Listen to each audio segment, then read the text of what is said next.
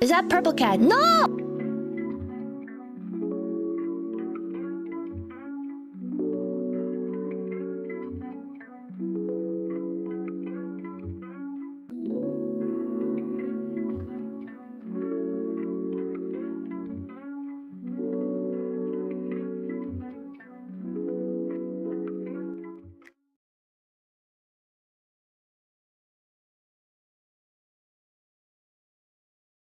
You might know her as the artist of Towa from Hololive.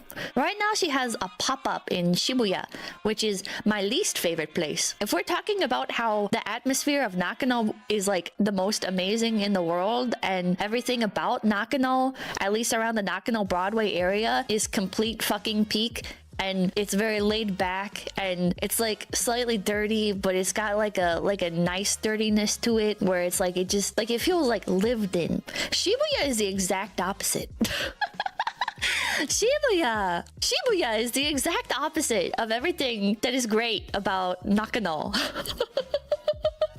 Shibuya is just clean enough where like you can tell that a lot of work is put into keeping it clean, but there's so many people, it's so fucking busy that it ends up dirty regardless, right? Just because the sheer amount of people that are there, you know? It's so fucking hustling and bustling. It's so hard to everybody is like taking pictures and everything. It's so fucking awkward. They're doing a Hololive pop-up in Shibuya and I was looking for Watame on the sign out front, and I see Watame and I'm with friend A and I point, I'm like, oh look, it's Watame, and there's like this like model like gives me a confused look because I walked in front of her shot. There was like a guy taking a picture of her. It was so awkward. And I'm the stupid gaijin pointing at Watame.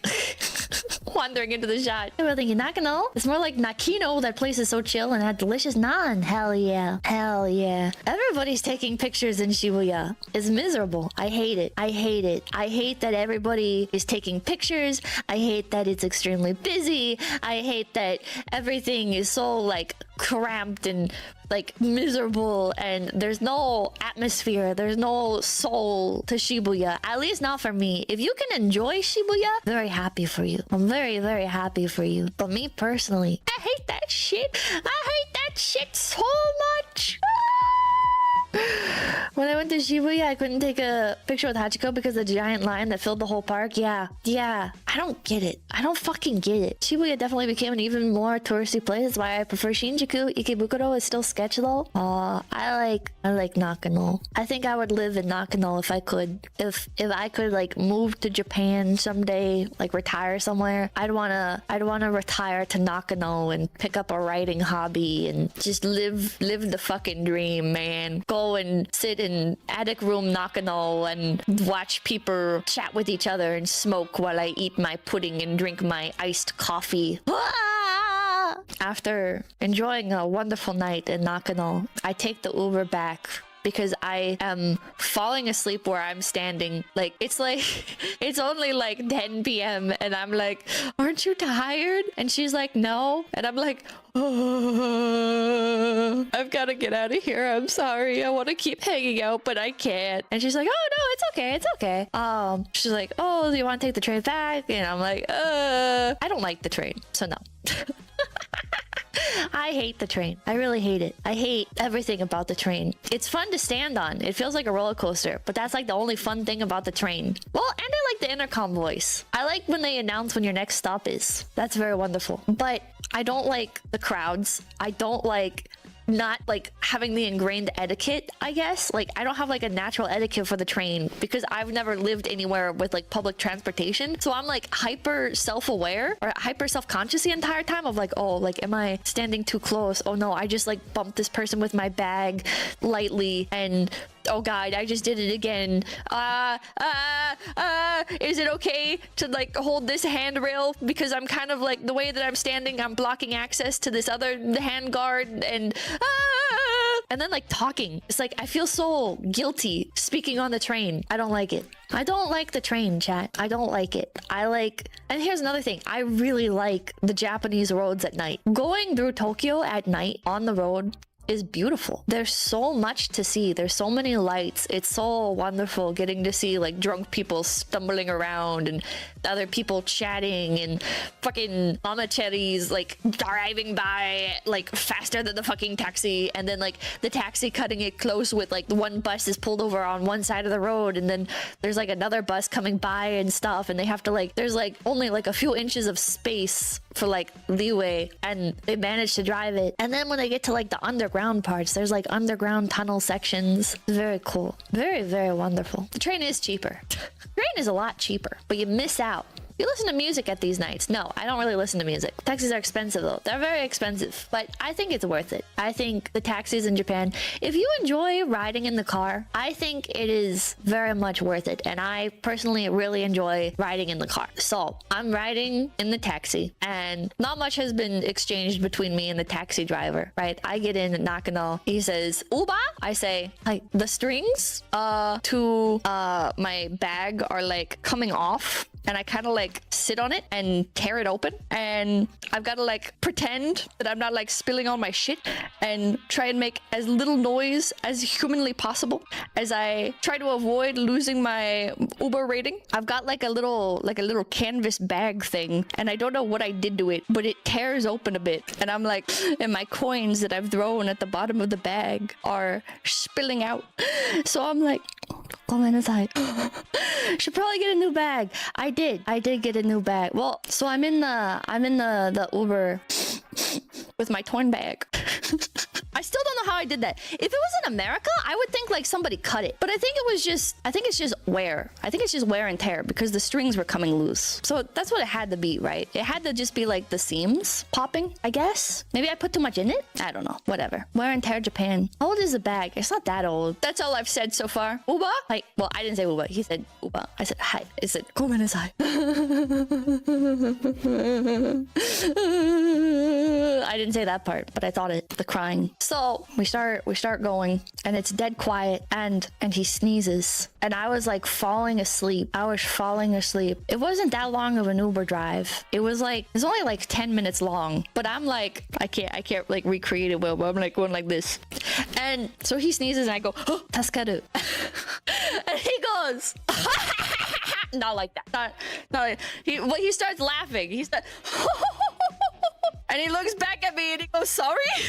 And I say, and I don't like process the situation. I'm just like, daijoubu desu.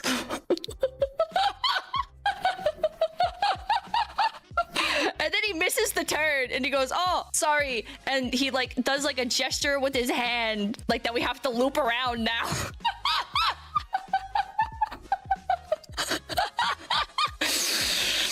So, if you're not familiar with tasukaru, it's tasukaru is like, it's a funny phrase when somebody sneezes with like VTubers. I don't know if it's a thing with like regular idol culture as well. I saw some people say that it is, but it's like when the streamer sneezes, people say tasukaru or TSKR, and it's like saying thank you, basically. Like, oh man, like you really saved me there.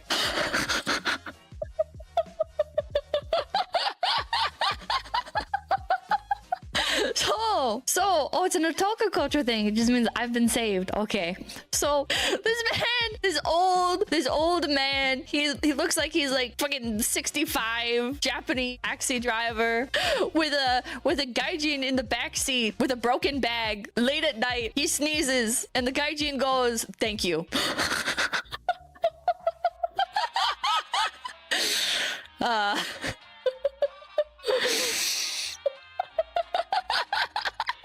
This man know about idols. You think so? You're healing me, taxi driver. Oh, Oji-san sneeze. Oh. You made his whole night. He laughed pretty hard. Maybe he didn't know. I asked friend A because I didn't understand like the full connotation. TA as a I need a drink. I'm dying. Fuck. About here healing the souls of all Japanese taxi drivers. Definitely made his day. Oh yeah, so I didn't really understand the full connotation of it. I thought it was just a way to say like oh bless you, basically, just like in maybe a funny way. So I asked friend A over Discord. I'm like, wait, what did I say to her? Hold on. I said, is Tascadoo only internet slang or meme thing? And she goes, it means like you saved me, kinda helped. So I said it to the Uber driver, and he laughed and was so distracted he missed his turn. And she goes, Lamau, yeah, that's not normal. Oh my god.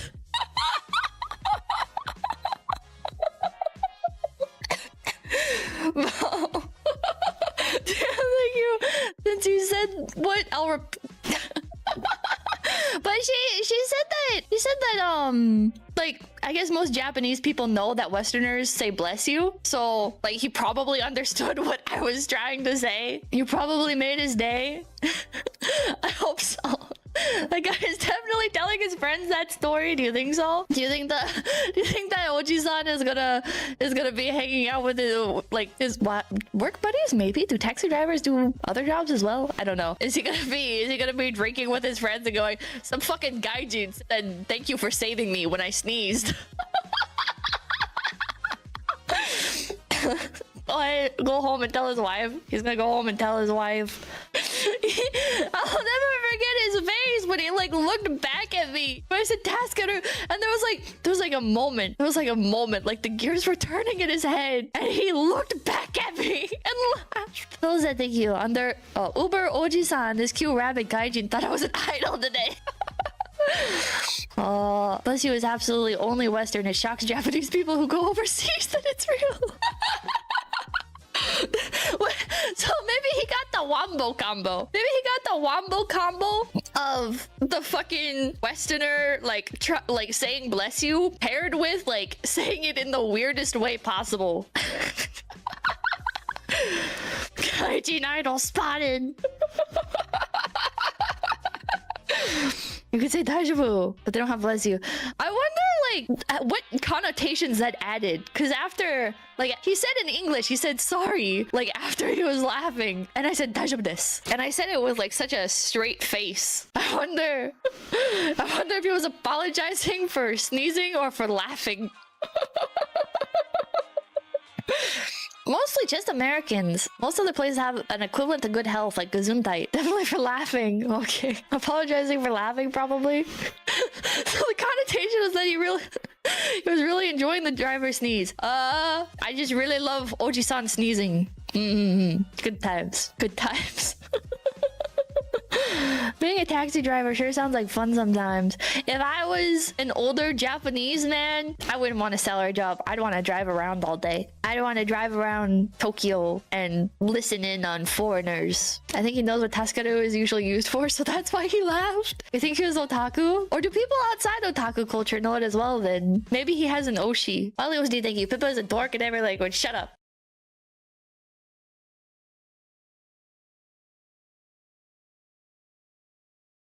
Driving and I'm swerving and I'm furiously masturbating. Driving and I'm swerving and I violently come. I come. Help!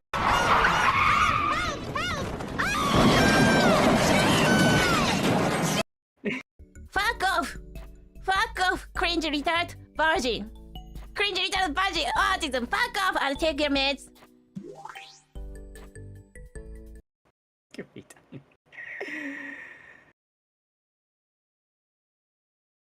I miss Bitani. Same. I can't hear this one if it... Okay, it is there.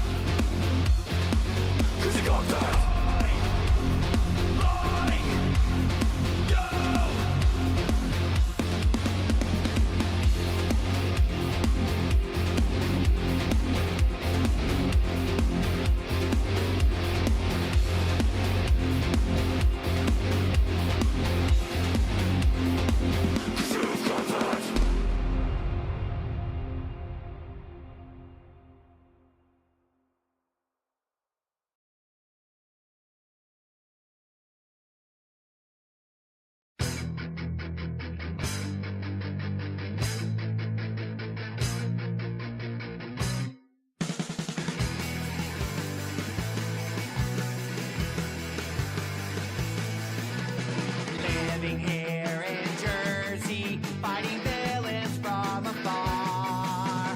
You gotta find first gear in your giant robot car. You dig giant robots, I dig giant robots, we dig giant robots, just dig giant robots.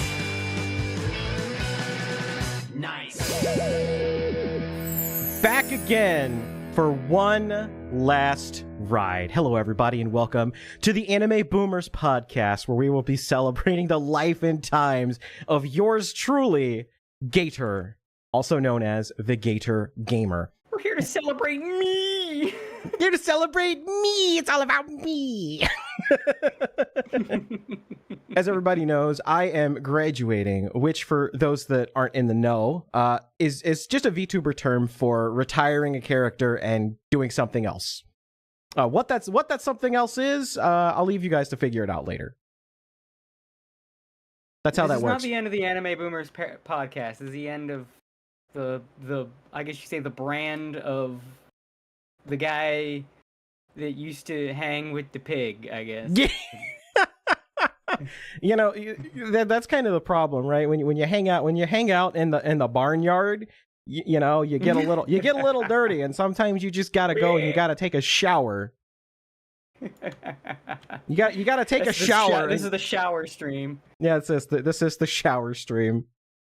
You know, I had to crawl through you know, miles of pipe, but I came out the other side clean, like the Shawshank Redemption.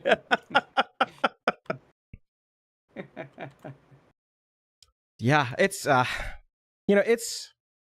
it's really hard, like when you've had an identity for so long. I mean, you know, not to wax too poetic about the history of Gator, but it's like 2014. That's over a decade. That's over a decade playing the same character, being you know, co-host of what was before the guy that ran it into the ground. You know, the #1 YouTube weekly late night show. You know, parlaying that into talking about anime and VTubers. I do think you made the right call retiring from that scene. Oh yeah, well, I mean, as you can tell, yeah, as recent events have shown that, you know, when you see a dumpster fire and you see just everything going to hell, the best time to have gotten out was yesterday. The next best time is right now. Yeah. And that's why I took a lot of time, a lot of effort to like walk away from that shit. I mean, really, that was kind of the crux of why this podcast was started in the first place. It was Spooky just approached me and she was like, "Hey, you know, why don't we start an anime podcast? Because like I can tell that, you know, you're not having fun. You're not having fun on that show anymore." And it was very obvious. And I was like, "Yeah, not really. I mean, you can only gargle Trump's balls for so many times before it's like okay, come on, now you're just taking off the polish."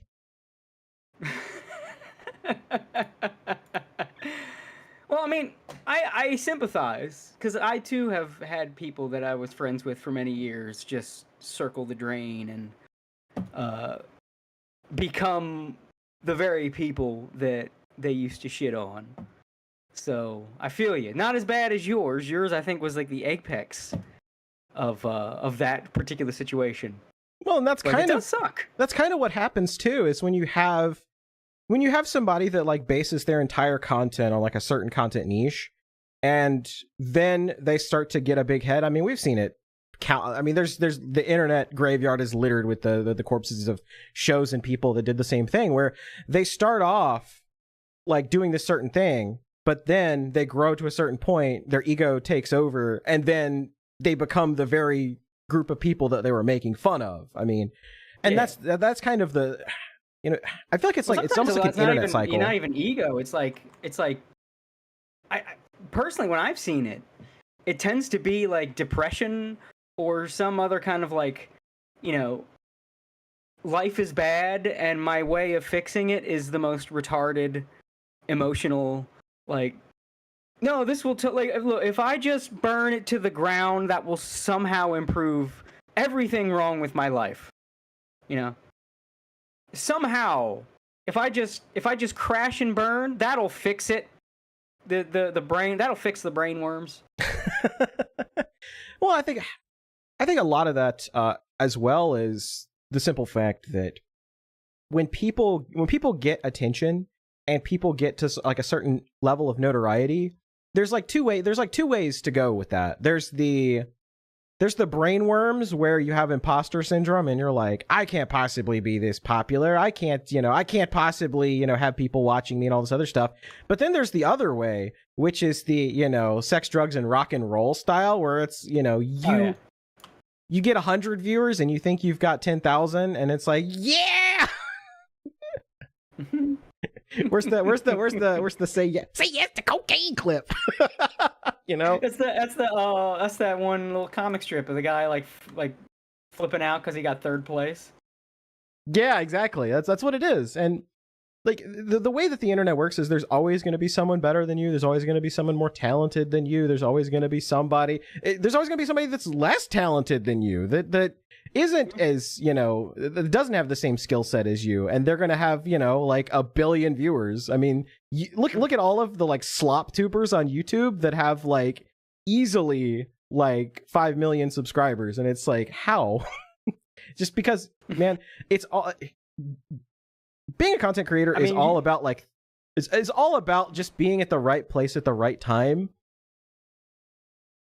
Because like you look at the scene and it's like, yeah, a lot of the people that were like old school YouTubers back in the day, like they're barely even around anymore. I mean, like PewDiePie like got his wife and had a child, and like he's just like being a Giga Chad in Japan. He barely even makes content anymore. Yeah. It has been like a thing on the internet though since time immemorial. I mean, even the days of webcomics. Do you think the best webcomics were the most popular? God, no. It's like Penny Arcade, which is kind of mid. It's like harmless. And then Mega Tokyo was one of the biggest webcomics, and my God.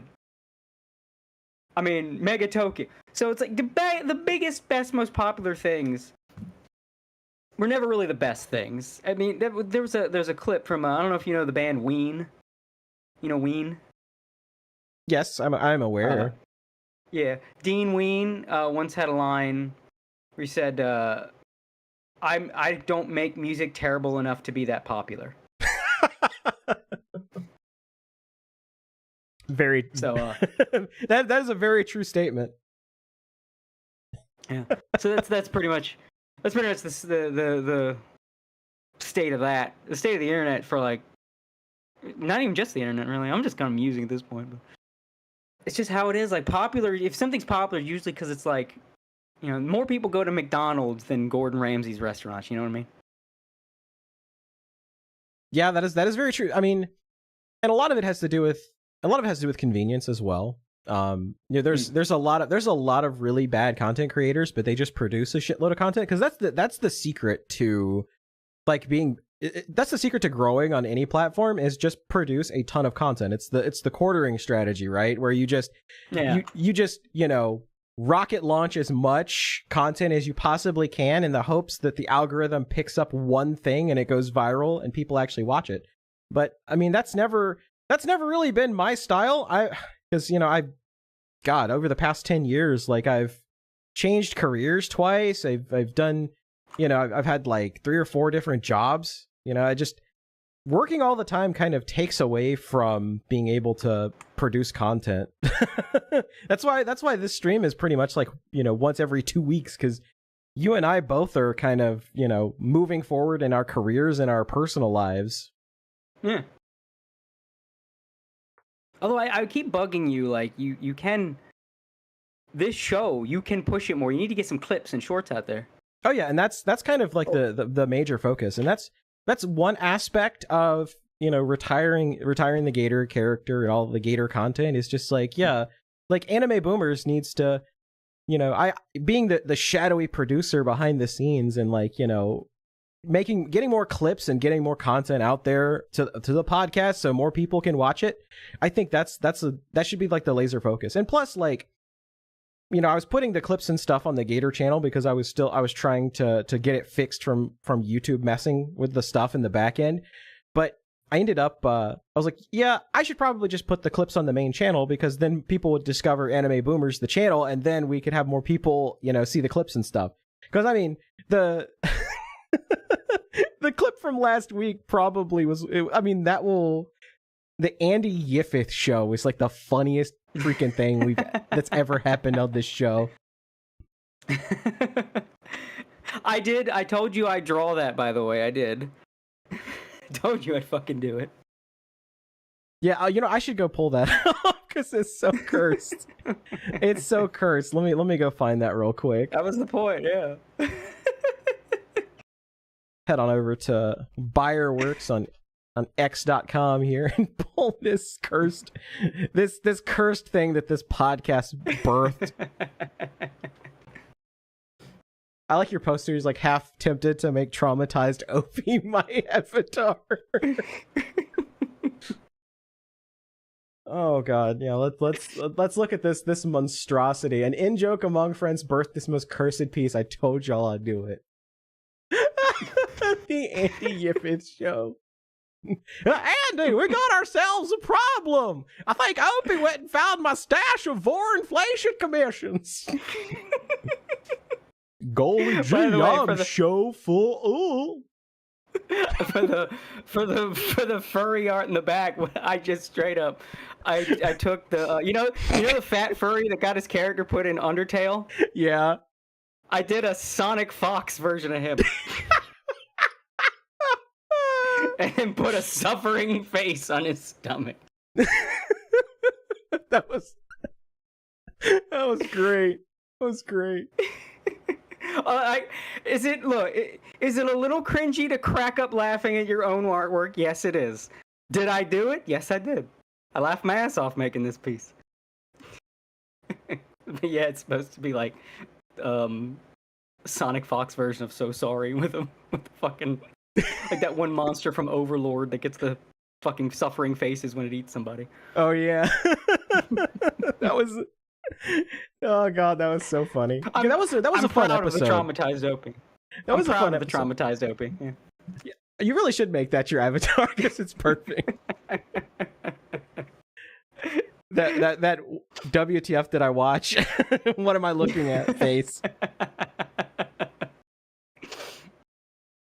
Yeah, see, Azahara said, I used to do 4 clips a week. Now I'm down to 1 video every month. Yeah, I mean, it's like when you get a full-time job, and you're moving up the ladder. I mean, it really does take a lot of your time away from doing literally anything else. So, like, because I would get home and I would be like, man, I should probably just like fire up a live stream, even if it's for like 30 minutes to an hour. But then you sit down and you're like, oh man. I'm sleepy. I'm sleepy. He won't sleep. And so I end up like passing the fuck out. Like I've literally like gotten home and just like passed out on my chair and woken up like 4 hours later like, oh shit. Now I need to actually go to bed. But you know what? It makes good money, so that's the whole point.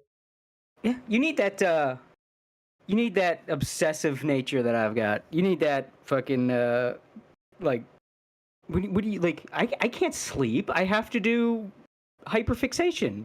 What do you mean hyperfixation's not being done? There's no sleep.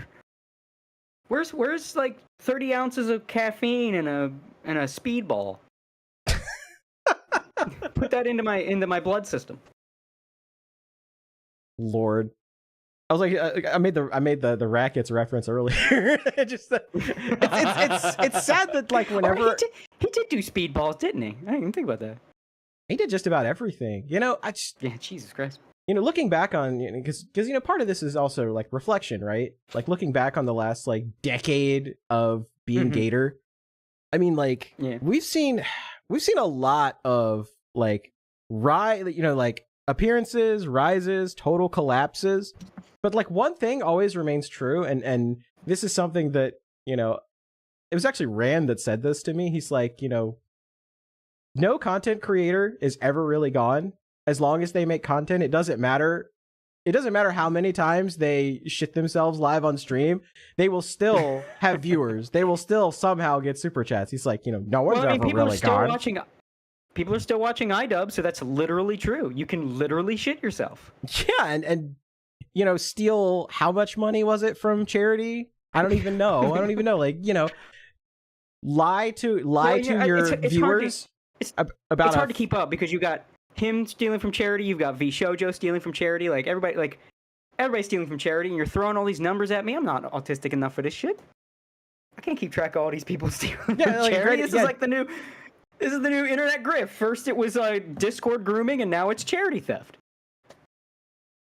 Why do these trends keep happening? I just it's like it comes in threes, right? That's what they always say. So it's like you have the I mean, we talked about the freaking Discord shit. We talked about the freaking Roblox stuff going on and how it turns out that like all these US government politicians have stock in Roblox as it's having literally a pedo scandal breakout.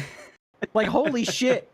I saw the tweet from Chibi Reviews where it was like, yeah, look at, freaking Nancy Pelosi has stock in Roblox. I'm like, what the fuck? What the fuck? It's crazy. Oh, God. Although I think it's funny, Chris Hansen doing a thing on Roblox, working on a thing from like somebody said it's like there's like a bunch of things like coming out of retirement for one last job type things. But I think a lot of those people don't kind of missed when Chris Hansen shit his britches with the whole Onision thing. Yeah, I was. I remember that very, very well. I remember Chris Hansen posting his what was it, his Emmy or whatever to own the haters. I was like, bruh, it's crazy. It's crazy, just like how for like all of this crazy shit that's going on the internet, I've always been like right there somehow. It's like I like to say like it's the Forrest Gump of stupid internet lore. It's like. And somehow Gator was there in the background. I always think it's funny looking back when The Dark Knight first came out, and I loved it as everybody else did. But I thought, what that line is? It kind of doesn't make sense. You die hero, you live long enough to see yourself become the villain. Like no one's forcing you to become a villain. You can just not be a villain. And then like all the years have passed, and it's like, oh, yeah, I understand now. You only become a villain if you want yourself to be a villain. I mean, that's really that. Everybody. It's the Crossroads meme where it's like the fork at the road where it's like the big scary shadowy mansion or like the nice little like sunlit green meadow road. It's like you don't have to pick this path. You could choose a better path. Yeah, it's crazy. It's like it just seemed so obvious when I heard it. It's like this doesn't make any sense. Why? Who's forcing you to become a villain? And then again, it's like, oh man, that's another notch in the Dark Knight's cap in terms of affecting society. Yeah, as a heart in the chat, being a villain is an easy way to get attention, and attention gets clicks online. Ask Nyara. Oh god, that individual. It's man. I really do think, to this day, I think dopamine needs to be taught in schools as like an addictive drug to educate kids about. Weed, heroin, need to add dopamine into that rotation because people do get addicted to that shit and are just as self-destructive with their dopamine addiction as they are with a heroin addiction or addiction to pot or all that shit. Well, I mean, that's the thing, right? That's why cell phones have become such a cancer because everybody has a cell phone. And posting online and getting like the likes and the retweets and all the other stuff, that messes with your brain if you get like too focused into it. Like I have to catch myself because sometimes I'll sit there on Twitter for like 15 minutes at a time and I'm like, what am I doing? why am I just sitting here doom scrolling? I need to go be productive and do something. I get stuck on that too. I get stuck for a different, I guess, more retarded reason. Like I think it's because of the whole, like, small business, I'm gonna have my own business, do the art stuff, make my own works. So I'm programmed to, if I get an alert, I must check the alert. Me too. I totally do. I do that. So, because I'm like, check the art account. How's the new piece that I just dropped getting? Is it getting attention? Is it getting engagement? Oh, check my emails. Oh, see if I got a thing back for my books. Check for this, check for that. And as with like certain, like especially a couple of my Twitter accounts get more engagement, and I just like it's hard to filter. It's like, no, you don't have to keep checking the AO account. It's just more people liking and retweeting the same thing. It's just like, I'm not thinking. It's just I see a little number alert and I'm thinking, oh, that's important. I better see what that is. And then I check, like, oh, it wasn't important at all. And then like especially because I got like three like accounts. So it's like, oh, the other account has an alert. I should check that. It's probably important. It's not important at all. And it's stuck in a fucking loop. My girlfriend has to yank me out of that shit half the time. It's like, where do we have to go? Quit checking Twitter. It's like, oh, right, fuck. I just got like, it's not even like, oh, I need it, right? It's not like an addiction.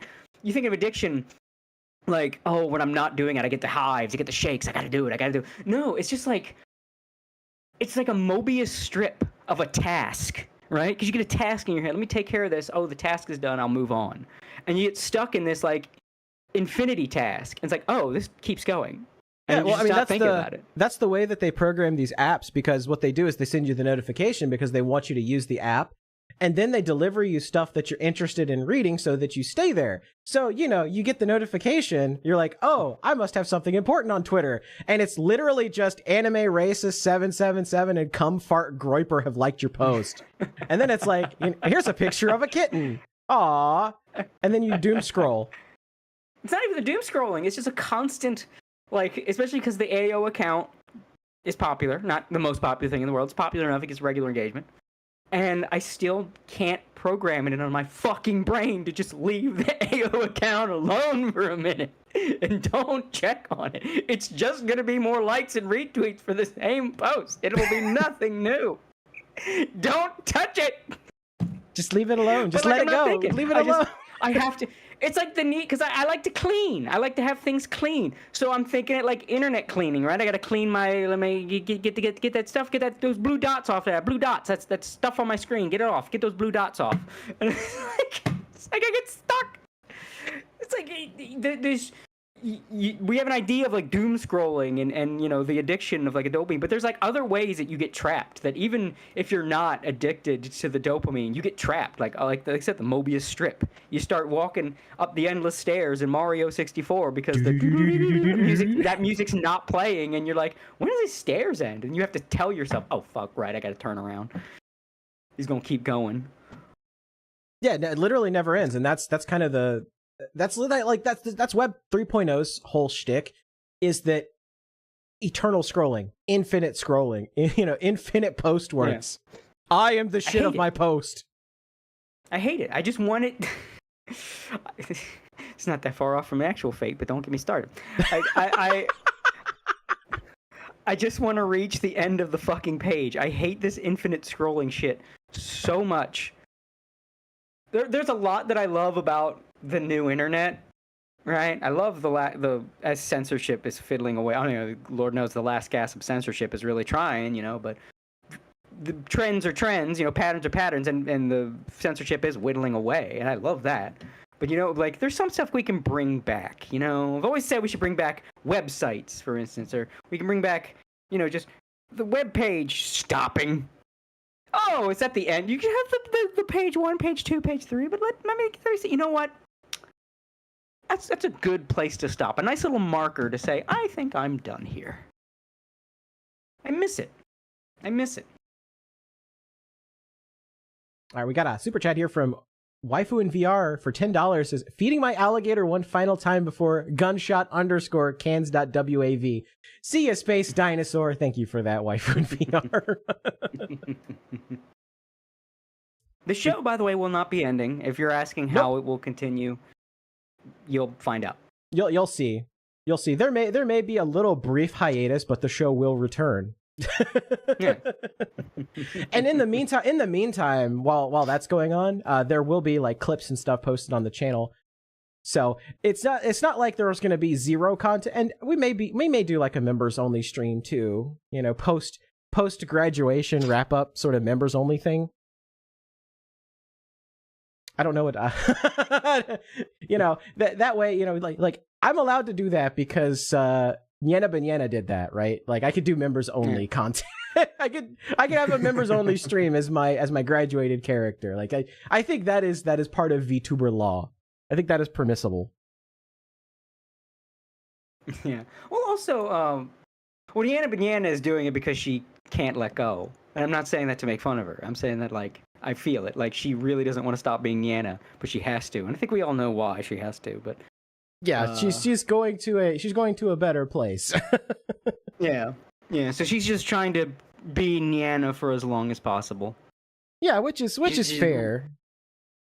It's like I mean, it's that's like, the character that's the character. I mean, it's kind of like letting go of Gator. It's the character that people knew you by. But I think at least in her respects, she was in a much better place.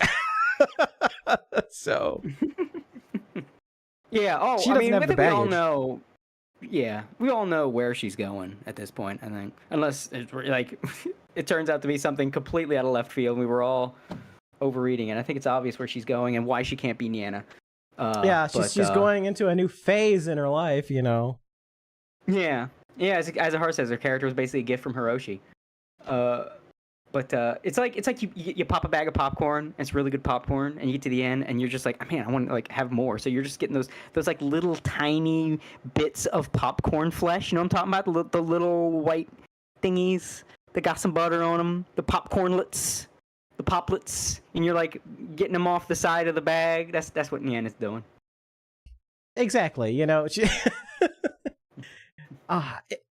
kind of curious to see what the next phase generation's going to bring, because there's going to be, I've seen so many posts from people announcing their graduations that I'm kind of curious and wondering, like, who is going to be in the next phase generation? It'll be interesting to see, to say the least. I'm pretty sure it's going to be Nyena Banyena. I'm putting all my clout coin in Nyena being part of phase. We just had the announcement of Rosemi graduating from Niji Sanji, which I think we all kind of expected, but Yeah. I feel for the fact that she's got to give up the character and that like extremely charming little intro, but I'm glad she's free. You know what I mean? She clearly did not want to give up Rosemi the character, but I think we're all glad she's free. Yeah, and as Ahara's right, Rosemi too soon though. Yeah, there's no way that they could do like a turnaround of that. Like it's funny because people get mad about phase begging, like stop posting about so and so going to Phase Connect, and it's like, no, it's funny. No, it's funny. And I think everybody they kind of phase beg because it's like sports. You're like, oh, who's gonna get traded to what team? You're hoping that this team should pick this person in the draft and all that stuff. And that's kind of what's going on here. It's like weeb sports draft. Plus, I think Phase, there's a lot of love for Phase. So a lot of people see like Phase as the fun place. Like, man, I like this VTuber. I hope they get into Phase. Because if they get into Phase, things will be well. They'll get the corpo benefits for a corpo that seems to treat their talents very well and have a very healthy atmosphere. Which is funny because healthy is not what you think when you think of Phase's talents, but right. As Harlan says, unless Disney knew beforehand and the graduation queue was real and there was a timeline. There is a graduation queue. We know that for a fact. Yeah. Some of the graduated talents themselves have leaked that fact that there is a graduation queue, and hell, let's just look at who has announced their graduation from Niji Sanji this year, right? Let me go. I'm sure there's a list. There's got to be like a whole list here. So from most recent, let's see. Let's go to their Twitter here. Yeah, so of course Rosemi, a couple days ago, on the 12th. That would also complete, because Rosemi, before she was Rosemi, was in Sundaria, if I remember correctly. So that is true. It would complete almost complete the Infinity Gauntlet, the Sundaria Infinity Gauntlet in Phase. He's just missing Lisa, because Idol snatched her up. Lisa and Ami. Yeah. Yeah, Lisa and Ami, yeah. This I will wonder make a if fine Ami- addition to my collection. I wonder if Ami would join FaZe, or she's just kind of comfy where she's at. You know, that's a very good question. I'm not really sure.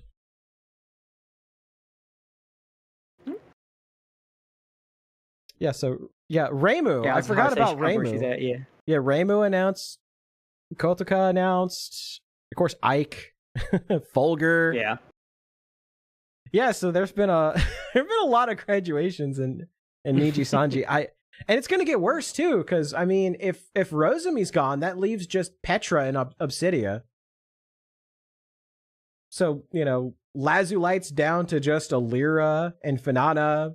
Obsidia is just Petra. I mean, are they just gonna merge them together, or? And that kind of makes me suspect that maybe Petra might be on the list somewhere, because they haven't like tried to like merge, because Hollow did that, right? Like Hollow merged. That's why they created. Promise, right? Well, yeah. I mean, Promise was just. No. Okay. Yeah. I was forgetting because all these goofies, single English word wave names. Yeah. Yeah. I think that was just merging Iris into Council. Yeah, because they had a graduation. A broken promise. Yeah. Petra is basically. I mean, as far as I'm concerned, she's gone without being gone. You know what I mean? Petra's basically been MIA since Selengate. Yeah, and like she did do her 3D live, but I don't think of a whole she hasn't done like a ton of content since that. So I mean, I really feel like she might be on the list somewhere. I really, it's tough to tell, because like I honestly feel like most of them may end up leaving. Like even some of the ones that were part of Selengate or whatever, like Enna and Alira, like they may even like go off to do their own things, because the characters have been so poisoned. They've been so poisoned by the fact that of what happened. Yeah. I mean, EGN as a whole is poison. Like everything about it, like it's not even going to get new people, because between the image of the corporate culture and the idea of like who these people are behind the scenes, and the fact that like their fan base is seen as like the absolute worst in the entire VTubing sphere, like you're not really gonna get new Niji people. I mean, as ours has like the males are doing well, but that's because Niji Sanji is the anti Hollow Live, in that like because with Hollow Live it's like the girls do way better than the guys with Hollow Stars, and Niji Sanji's the inverse, where it's like the guys are doing way better than the girls.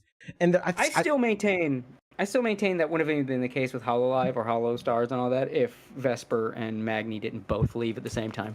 Yeah, I think that just kind of dealt a crippling blow that Hollow Stars has only recently kind of been able to climb out of. Because I mean, you had your two most like seriously like the two funniest people in the entire company, and you lost both of them at basically the same time, and it sort of like took all of the oxygen out of the room. I feel like Hollow Stars is on the upward swing though. It is, but it's like a slower upward swing compared. They had some serious momentum when they first dropped. They had some serious momentum, and like they were climbing. They were growing pretty well, and then Magni and Vesper, and then that just completely derailed that train. I think of Niji as the WCW to Hollow's WWF. Yeah, very true. Well, not in Japan. That's why I feel bad for Niji as a whole, because Niji JP, there does not seem to be anything wrong with them, and I feel like the JP talents are getting dragged down with the rest of it, in the Western side of things, where it's almost like if you're in the West, like there's even a loss of interest in the Niji JP talents. Like they're still fine. There's nothing wrong with the JP guys. It's just the EN branch is run by if anybody. Like I don't even think anybody's running that shit over there. That's why everybody makes the jokes about Riku's yacht, because it's like you don't want to spend the money to actually hire managers and shit. Yeah, I mean it's like it's like, last person out, turn off the lights for Niji Sanji En. Like I really do feel like what's going to end up happening is they may keep like a handful of the EN VTubers and just like fold it into the main branch at the end of the day, because there's just going to be like nobody left. Yeah, kind of what it feels like. It's like what they did with Niji ID. Yeah, exactly. They just closed the doors and just folded it into the main part of the company. And the I problem mean, is they these just are don't know only how to virtual manage- distinctions anyway. I mean, there's not like, it's the same thing with VShojo, right? Like they said they had a Japanese branch, but it was just, it's still the main company. It was a distinction without a difference. There was no like actual legal framework to establish VShojo JP. It was just, yeah, okay, the CEO is basically just a glorified manager. Yeah. It just feels like they don't know how to expand. Like they don't. Every time Niji tries to have a Niji other region, it crashes and burns. So it's like, I don't know how this company's supposed to grow. Like Hololive grew fine. I mean, the China thing didn't work out so well, but aside from that, well, it didn't work out well for one particular reason, and that's because the China dudes could not deal with the fact that a little island nation exists off their coast named Taiwan. I'm still mad about that. Yeah. Yeah. Justice for Coco. Yeah, for real. It's also a shame too, because again, most of the time, VTuber they leave their one identity, they go to another one, and it's essentially the same content. That's why I said, like, a lot of the graduation stuff, it's hard to get that emotional about it. But Coco, because most of them, Kason is not the same.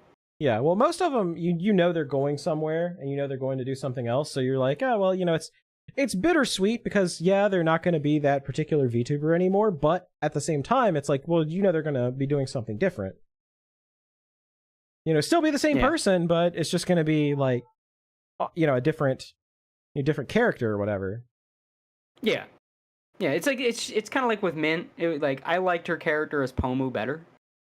I think I like that design better, and the name Pomu Rainpuff just was like, it felt like a character name. You know what I mean?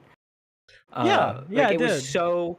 She was supposed to be a fairy, and it was so girly. It was like perfect. It seems like something. Pomu is like the perfection of Gap Moe, where it's like she's like this overly girly, cutesy character, and then she's singing Limp Bizkit.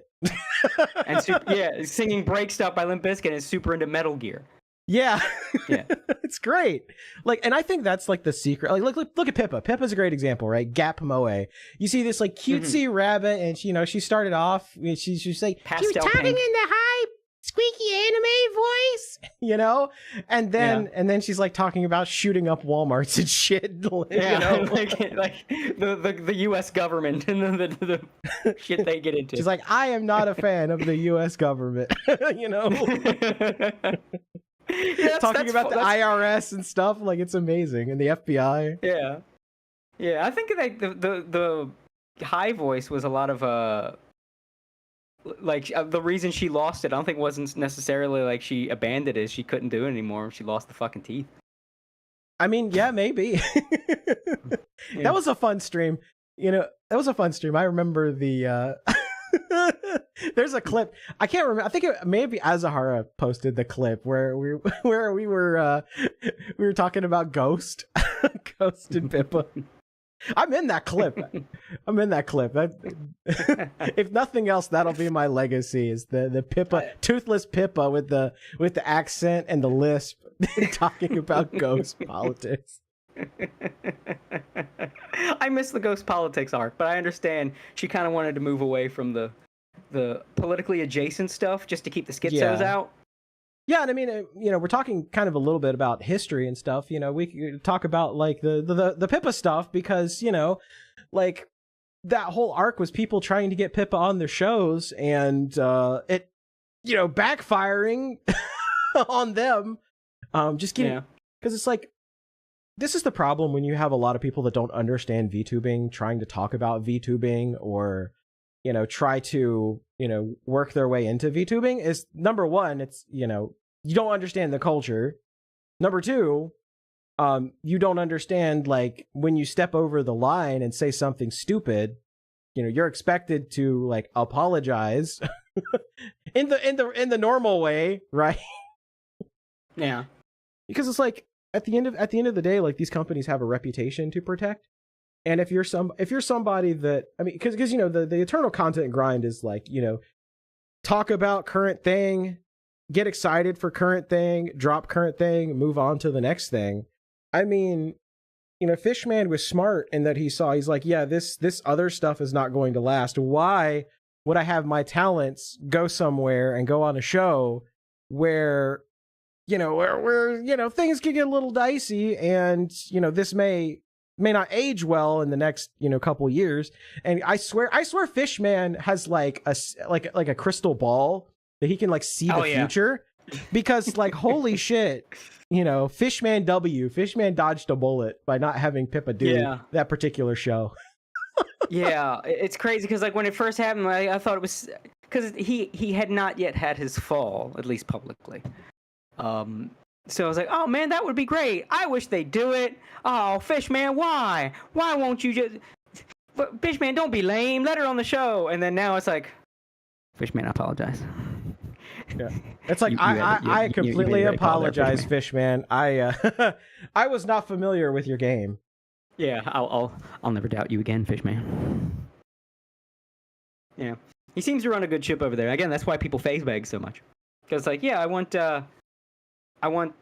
good. I'm losing my vocabulary. I want talent I like to be in company that they will do well in, and like probably not have drama.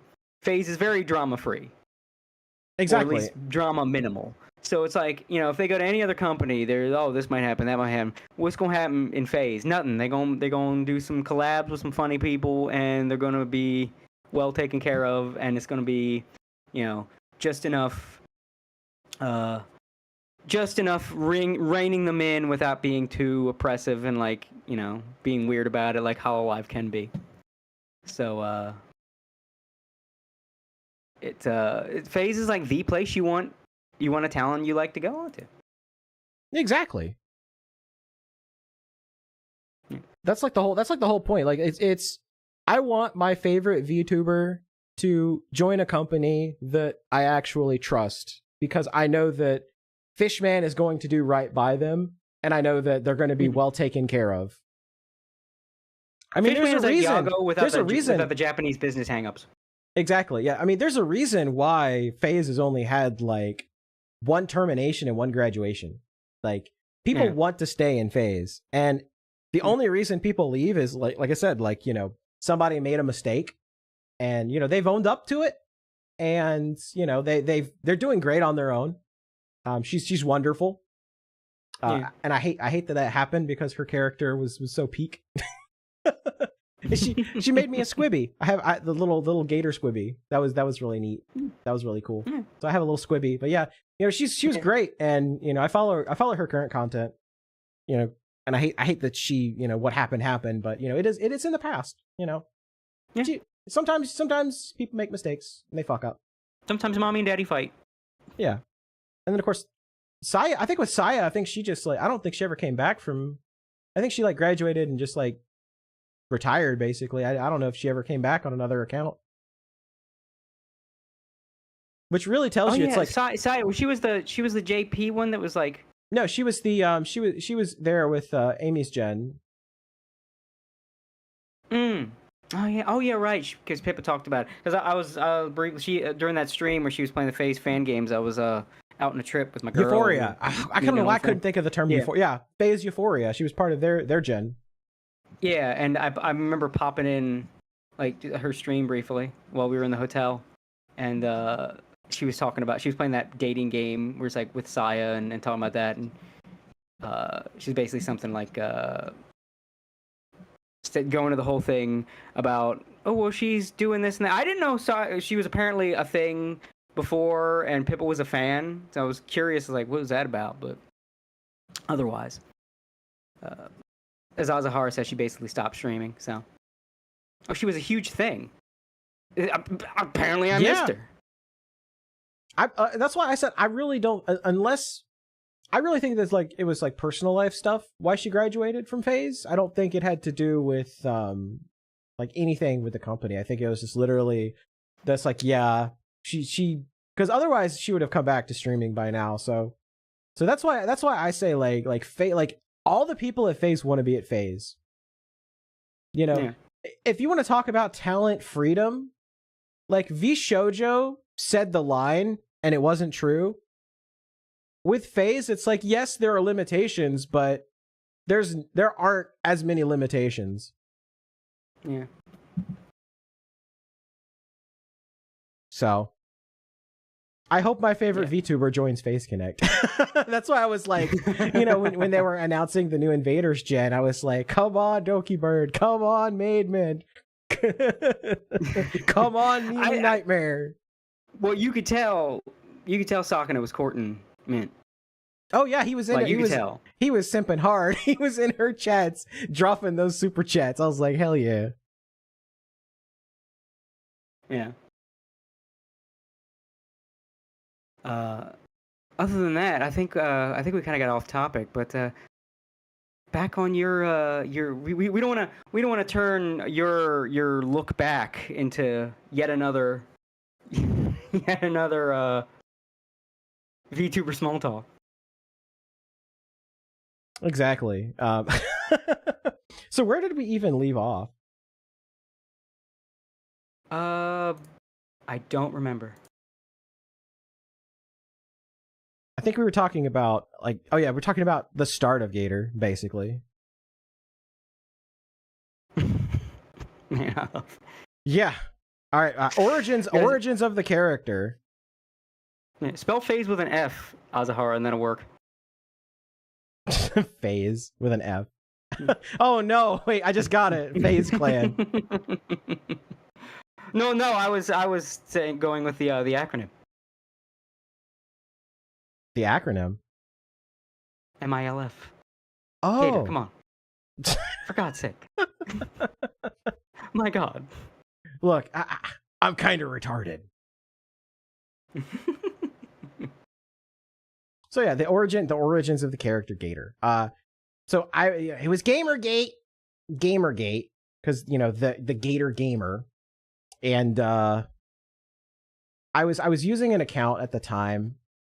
Where I had my real name kind of attached to it, which, you know, in hindsight, you know, you really shouldn't ever have your like personal stuff attached to like internet stuff, because, you know, as we've seen, there are some pretty shitty people on the internet. There's some pretty awful people. Oh, I noticed.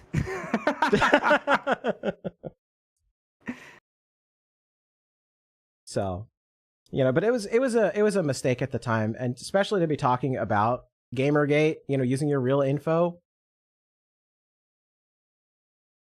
So what I did was I was like, oh well, I'll just make a temporary account, you know, something that I could talk about this that's not linked to my real identity.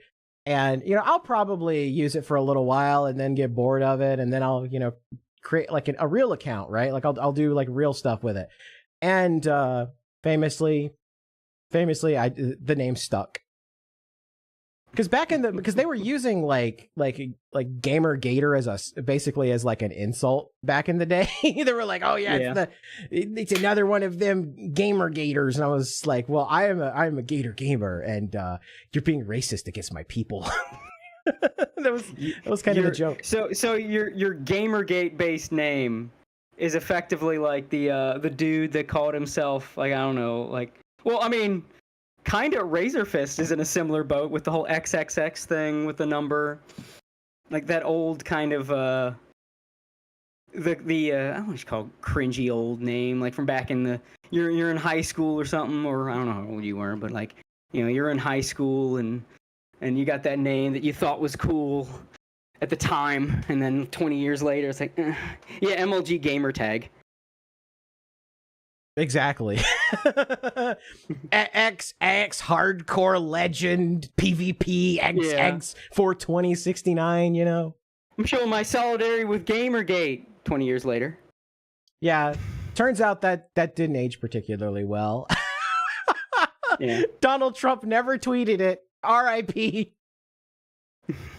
Yeah, as in the chat, XX the Punisher Slayer 69 Final Fantasy Sephiroth XX, yes. Yeah.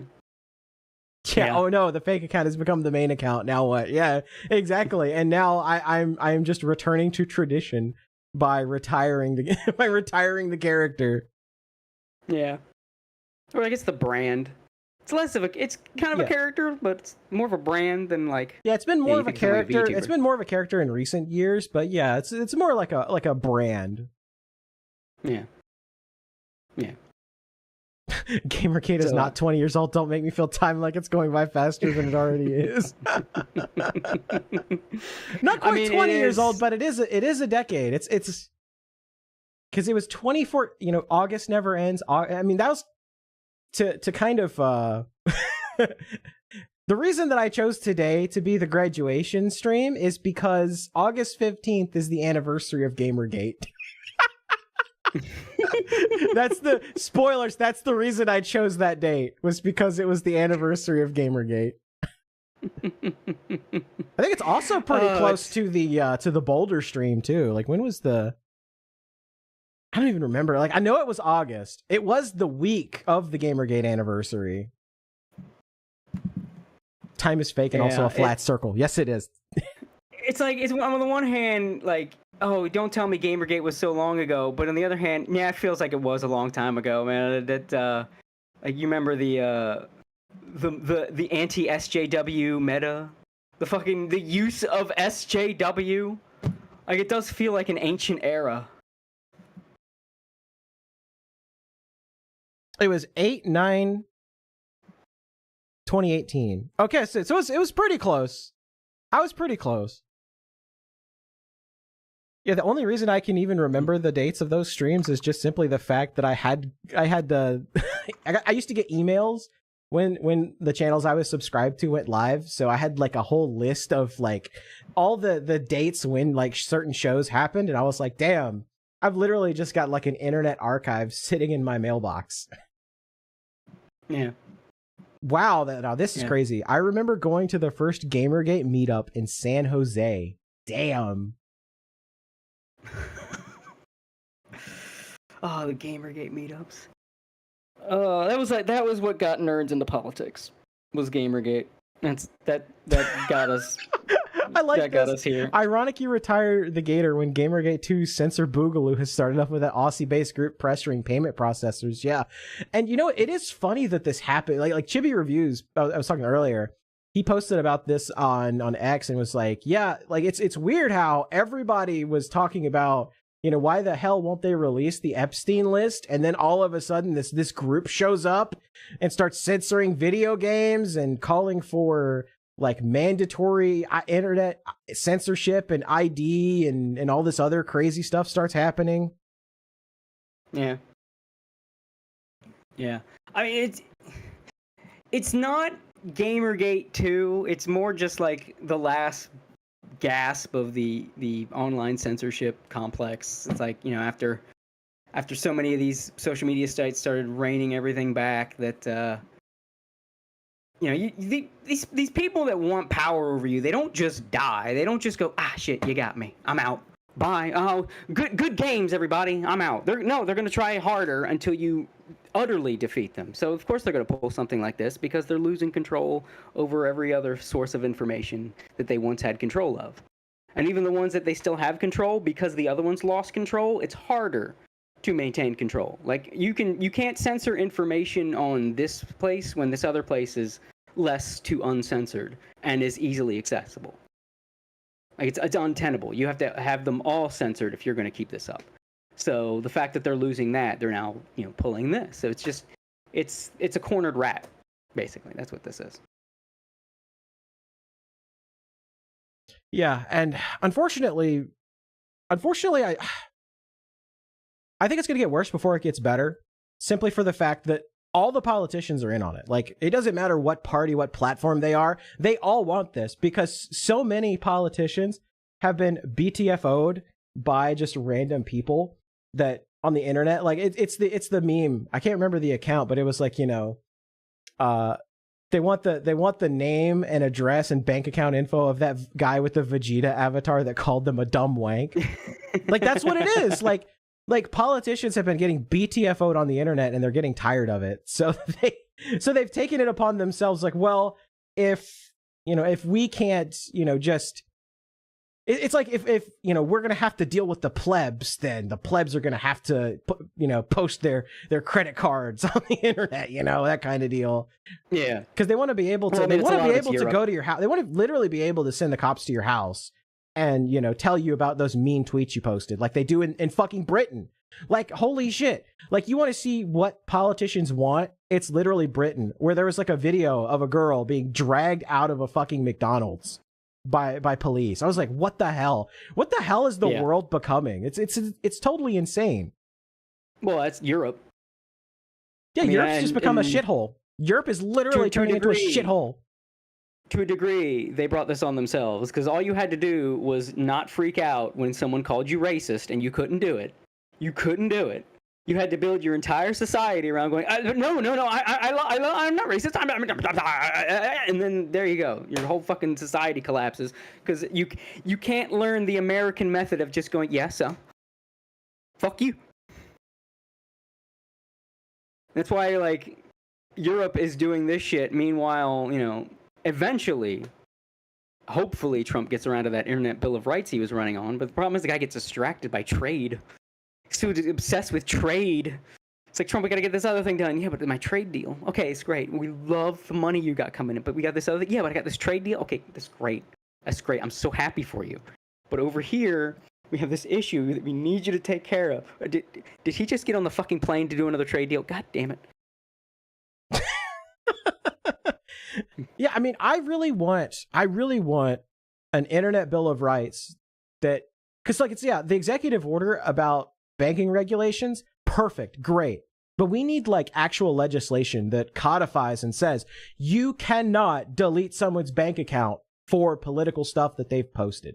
Or really any reason. As long as it's, like, not explicitly illegal, people should be allowed to, for instance, buy guns on the internet. There's nothing wrong with buying guns on the internet, in my opinion. Yeah. Well, I mean, you know, people say, well, the Second Amendment was never meant to cover. Yeah, it was. People used to own warships. Exactly. a lot of the Revolutionary War was like the soon-to-be American government borrowing privately owned weaponry. It's like, can we borrow your warship, sir? All right, come bring it back. Here's, take the keys. Don't scratch it up.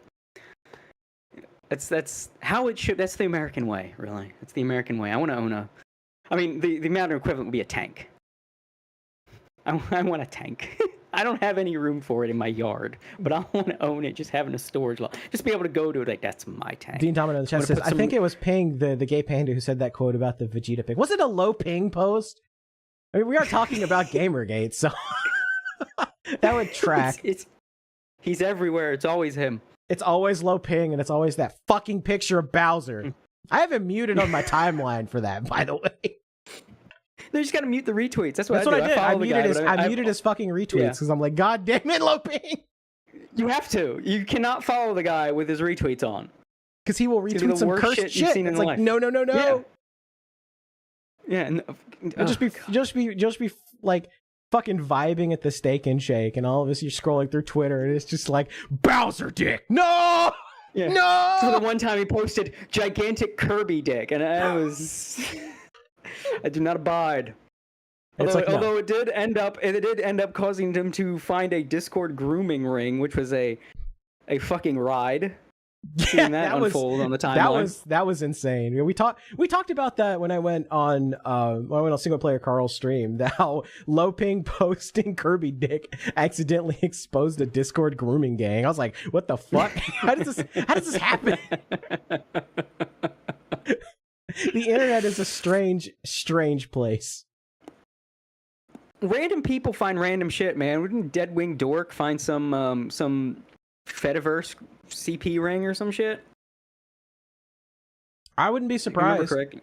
I do remember that. Like, he found some heinous shit. It's like, you just find people that just say, yeah, I think I will click this mysterious link today for shits and giggles, and then all of a sudden, you found the finders. Yeah. It's like, what the fuck? Accidentally opened the gates to fucking Mordor. The Urukai. Yeah.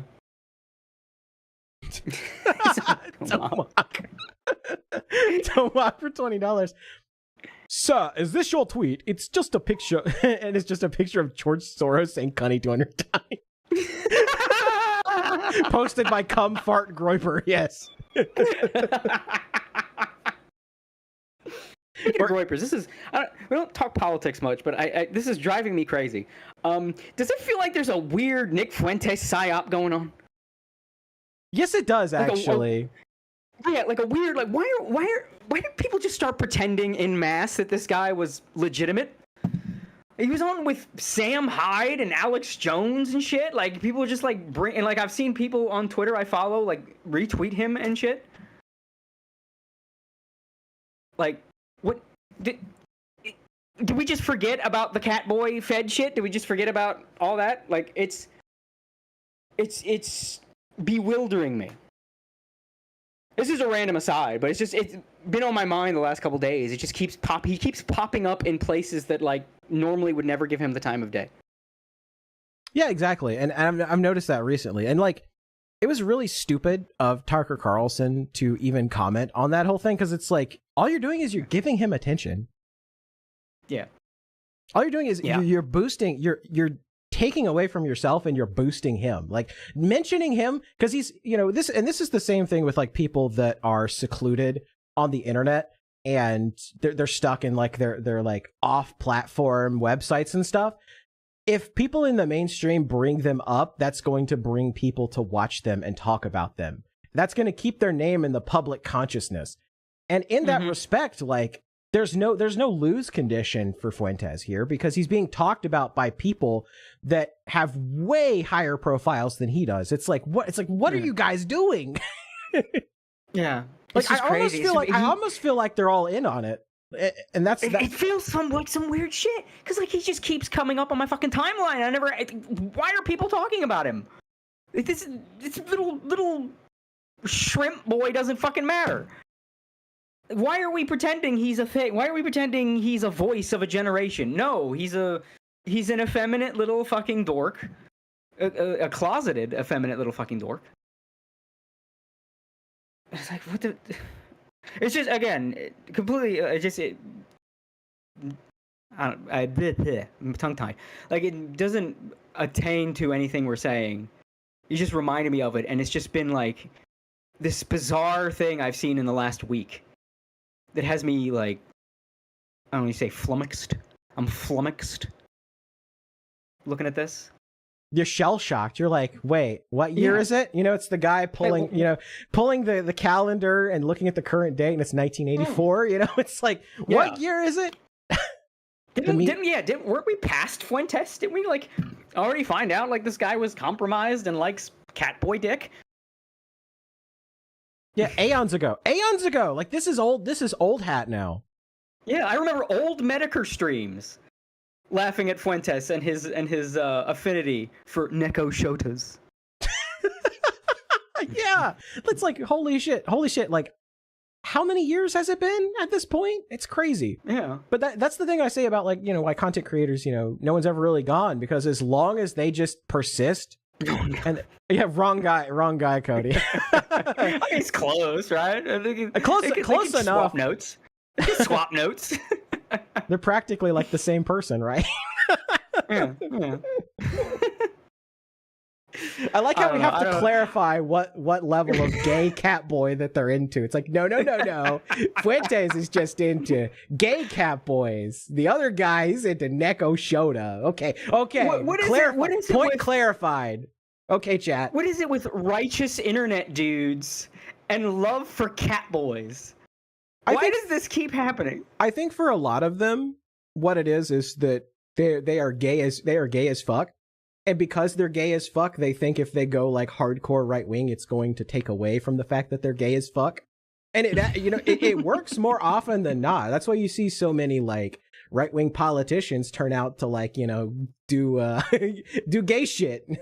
Looking at you, Lindsey Graham. Because it's like they try to act like their image of like what a cool dude is. Like, yeah, I'm so right wing. I say, I drop hard R's and I drop slurs and I'm so based and red pilled. And it's like, bro, I could see your Twitter likes. That was definitely a man's penis. Was that one some gay dating app saying like, oh, if so and so passes so and so, I don't keep track of what the hell this was, but like so and so passes so and so, then we'll reveal all the Republicans that are on our gay dating app. And like, the first name came to everybody's mind. Yeah, Lindsey Graham. It's like, yeah, probably Lindsey Graham. Yeah, that's not a straight man's lisp coming out of his mouth. I mean, have you ever looked at his eyes when he's looking at Trump? He's like, he's looking at him and he's just thinking, hey baby, we can go bomb Iran together. I would just be pleased as punch if we could just send some troops into the Middle East. That'd just make my day. Boy, let me tell you what. Yeah, pretty much. But it keeps happening. And the crazy thing is that people don't pick up on this stuff. The people don't realize it. It's like, a lot of these guys are super gay. I mean, look at frickin' Turning Point. Like, look how many of those dudes are just like openly gay now. It's like, come on. Yeah. I don't even mind if a right wing guy's gay. Just be honest about it. Just own it. Don't try to hide it. Just be honest. Be gay as shit. Like, do what Milo did until Milo self-destructed. In that little magic period where Milo was riding high, do that. Just be gay as shit. Yeah. Does anybody honestly believe that Milo's not gay? Oh, I don't even think he's really serious about saying he's not gay. I think it's a bit. I think it's a bit. I think it's a bit too, and I think it's a bit because he's like trying to goad Fuentes into just admitting that he is gay. Yeah, I think it's really what it is. It's just he's fucking with Fuentes. Like Fuentes is his that's his what do you call it? Not his white whale. That would in turn his hyperfixation. I guess like he enjoys it. His punching bag. His favorite punching bag. His favorite, like, I don't know, there's a word for it, and it's just not coming to me, but I'm like, the right word's out there somewhere for it. Yeah, he loves to just fuck with Fuentes. Like, I think Milo wants nothing more. It's not even an A-log thing. Milo wants nothing more than to find the right thing to say that makes Nick Fuentes lose his mind. He's just poking at every little crevice he can to find the one that's like the opening that will just goose the shit out of Fuentes. Yeah, and it's funny because it's hyper effective.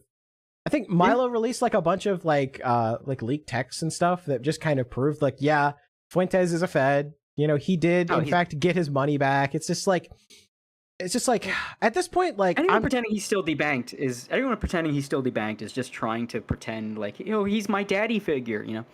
It's like yeah, he's still debanked. He said, what was it, like 3 months ago? He said he would pay for something out of his own checking account. What checking account? I thought you were debanked. Where are you getting money? Why are you so mad? Why are you so mad these other people didn't give you money if you don't have a bank account? Where are you gonna keep that money, on your sheets? You don't have a bank account. No, he clearly cut a deal with the feds to get his bank account back. That's why he was like, storm the Capitol, and then nothing happened to him. Getting a little too political, but it's less about politics, more about this stupid internet shit. Because it's like internet man. Yeah, it's hard to avoid this stuff now because it's like it crosses into like entertainment and pop culture stuff now, which is I mean it's cursed. I mean that's kind of why I got away from politics, because it was like, man, I'm so tired of talking about the same shit over and over again and nothing is going to happen. It's like at the end of the day, I was big on Trump. I was like, yeah, we're going to do this and we're going to do that and we're going to fix the country, and it's just like, no, we're just the same. We picked up right where we left off, which is make a bunch of promises, keep some of them, and walk back 99% of them. And I'm just like, yeah. I can't even say that. He's actually done a pretty good job. I mean, there's stuff that I really want him to get to. Like I said, he's obsessed with trade. He gets distracted. He's like a cat. It's his hyperfixation. Which, to be fair, 100%. everything does descend from trade. I mean, if you could somehow get other countries to lower their tariffs, then I mean that does fix a lot of the problems that we have. Yeah. Yeah. I just wish like he would. I don't know. Maybe I'm just impatient, right? You said you're doing this. Hurry up. I was like, to be fair, it ain't been a year. And I mean, there's already been a bunch of stuff, but there are some stuff like it could use improvement, right? It's not like, you know, some of these people they're sucking that man's dick. They are slobbering the Trump train. I don't know, Trump trunk. There we go. I'm looking for something phallic shape. They're slobbering that Trump trunk, but yeah, it could be better, but I'm pretty pleased so far. The Epstein stuff's annoying, because like obviously it's because he's a pussy. Like he's like, oh, he's on. No, he's fucking scared of who's on it, because like not that they're gonna get him, but it's gonna cause all these problems, and he don't want to deal with like the inevitable. Like he's trying to boost the economy with this trade, and you know, he releases that list, and it's like everybody on J.P. Morgan's on it. Stock market nosedives. That's why I won't do it. It's annoying. It's like, just do it. Just quit being a pussy. Rip the Band-Aid off and just drop the fucking list. Stop it. Stop being a pussy. You're being a pussy. That's like, again, could use improvement. Oh, overall, I'm satisfied. I like politics as a spectator sport kind of thing, and because it does affect you. I like to, you know, cause especially now that politics has become so crazy. How can you not, right? So that's why usually these days when I start my day and I'm brushing my teeth, taking my shower, I put on fucking Asmongold videos, Asmongold fucking reacting to some crazy politics shit. But like a lot of it, political discourse online did absolutely get gay, because once Gamergate hit and a younger generation of people learned the political grift, oof.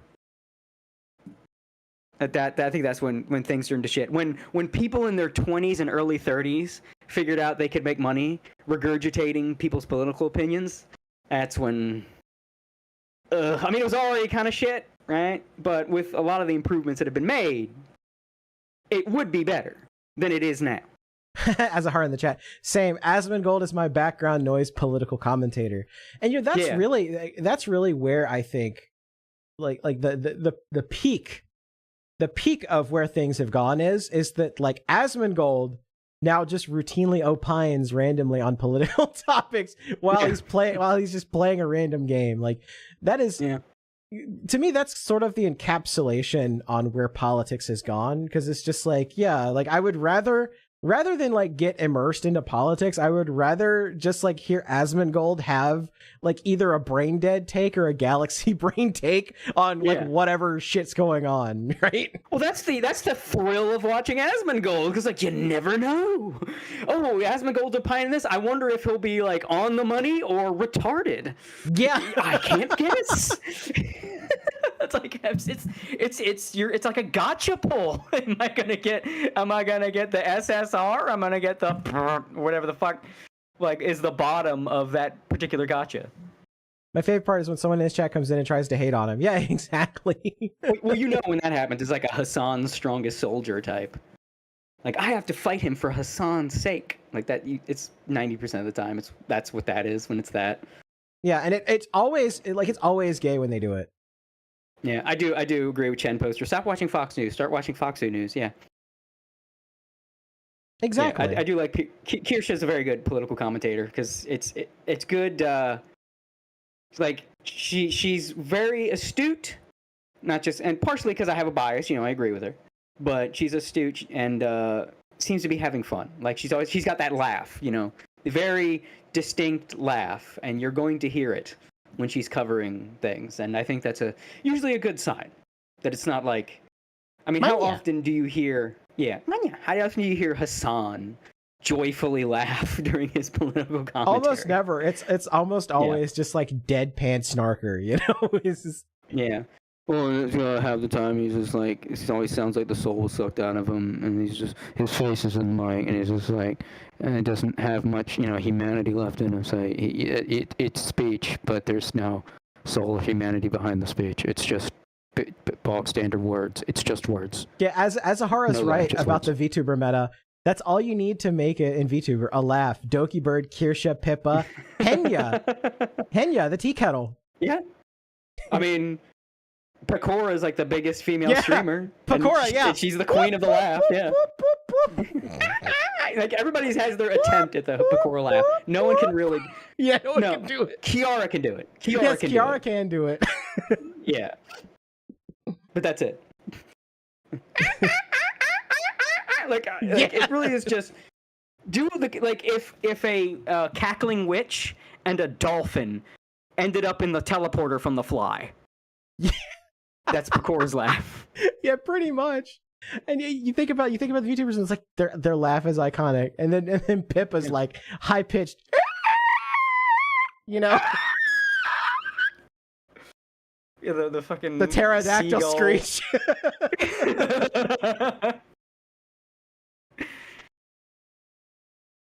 That is indeed the meta.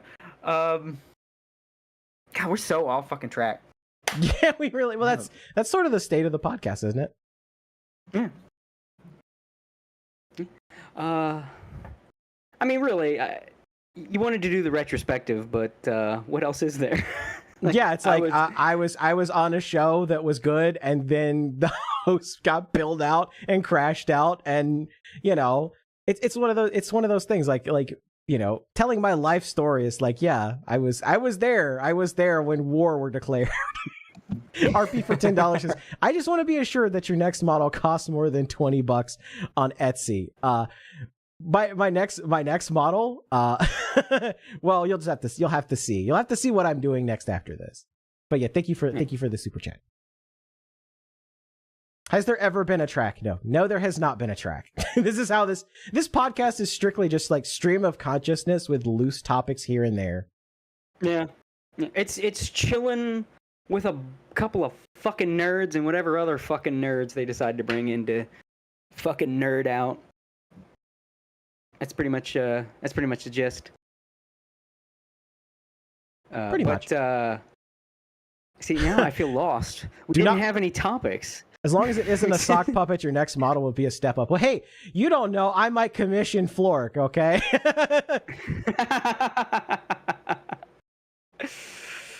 Oh no! Do yeah, not Gator cite would be the great deep for a magic poll, to me, Zoomer. I was there when Pippa debuted.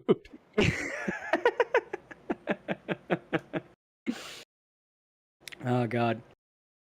Said Leaflet has been a by good the way- VTuber as well. Yes. Yeah, Leaflet's been great. Oh yeah, that's right. Leaflet's like, I've not seen her, but she's popped up. I guess another one of the commentary VTubers that's sort of cropped up in the wake of Kirsha.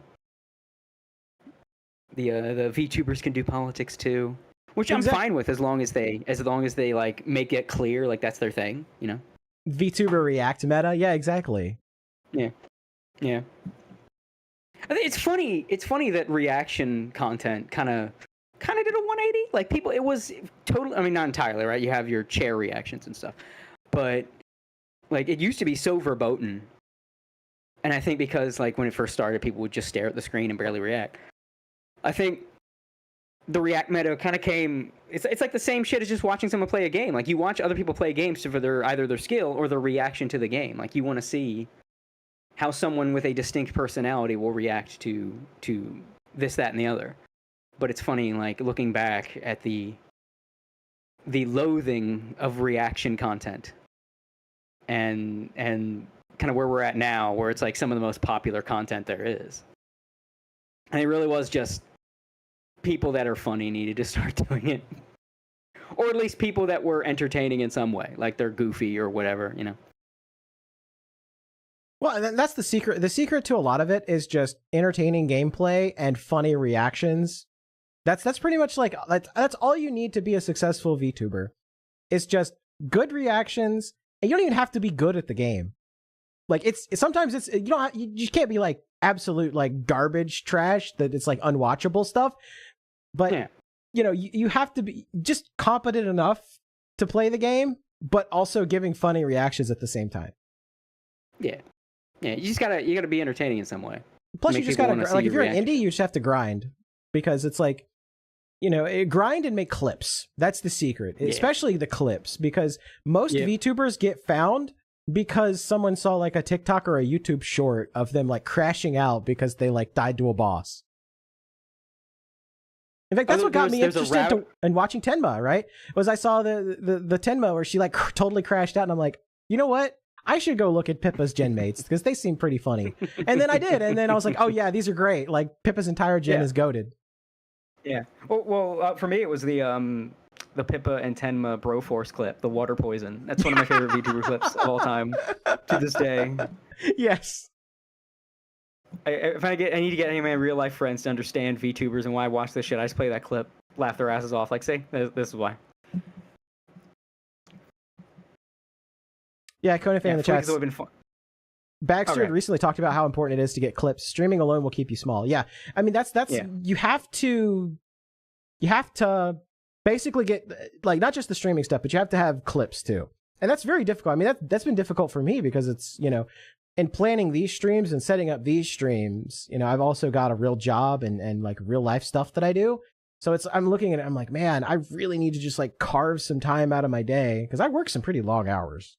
Like some really long hours, so it's always hard to like find some time in between to try to get like clips and stuff out there. But it's something I really need to do for the show because some of the stuff that we talk about, like people don't have time to sit and watch all 6 hours of the show. So it's like if I could go in there and like the one that I've had sitting on the editing room floor forever was our conversation about Final Fantasy VII and Final Fantasy IX and Chrono Trigger, like. And how they could do a sequel. Like that was such a great conversation, and I need to finish that clip. It was also a while ago, so I can see how long you've been sitting on that. I've been sitting on it for literally like 3 months, 2 months, 4 months. I don't remember. It's been a really, really freaking long time. But it's just one of those things where I have to sit down and just get the freaking clip done. I mean, our Andy, the Andy Yiffith thing from the last stream, like that would make a great clip. That one could go viral because it's so absolutely fucking cursed. Yeah. I'll bug you in the past about the clips and shit. The battle is just a distraction, chat. The battle is just a distraction. The real war is in our minds. Classic Pippa. Although now she's giving me a new one to show my friends, and that's no, it wasn't Walmart. It was Target. The guy said I'm in Target on speakers. Like not on something like I'm in a Target, a volume up, not on headset, and then she just started playing a beeping sound like a pension of people of Target. I have a bomb. I have a bomb. I am a child molester. Oh shit, dude, those freaking Pippa streams though. Yeah. Pippa's just like, I'm thinking back like all the crazy shit Pippa has said and done. I'm like, Jesus Christ. Oh man, like how does she get away with this shit? Well, how's she gonna get away with her last stream, the one that she was doing? I was watching before I came here because I fucking didn't know we were streaming today. I thought it was tomorrow. Like she watched some '90s action movie that happens to be in the public domain apparently. And out of nowhere, just giant titties, just giant titties on the stream. Oh no, Pippa.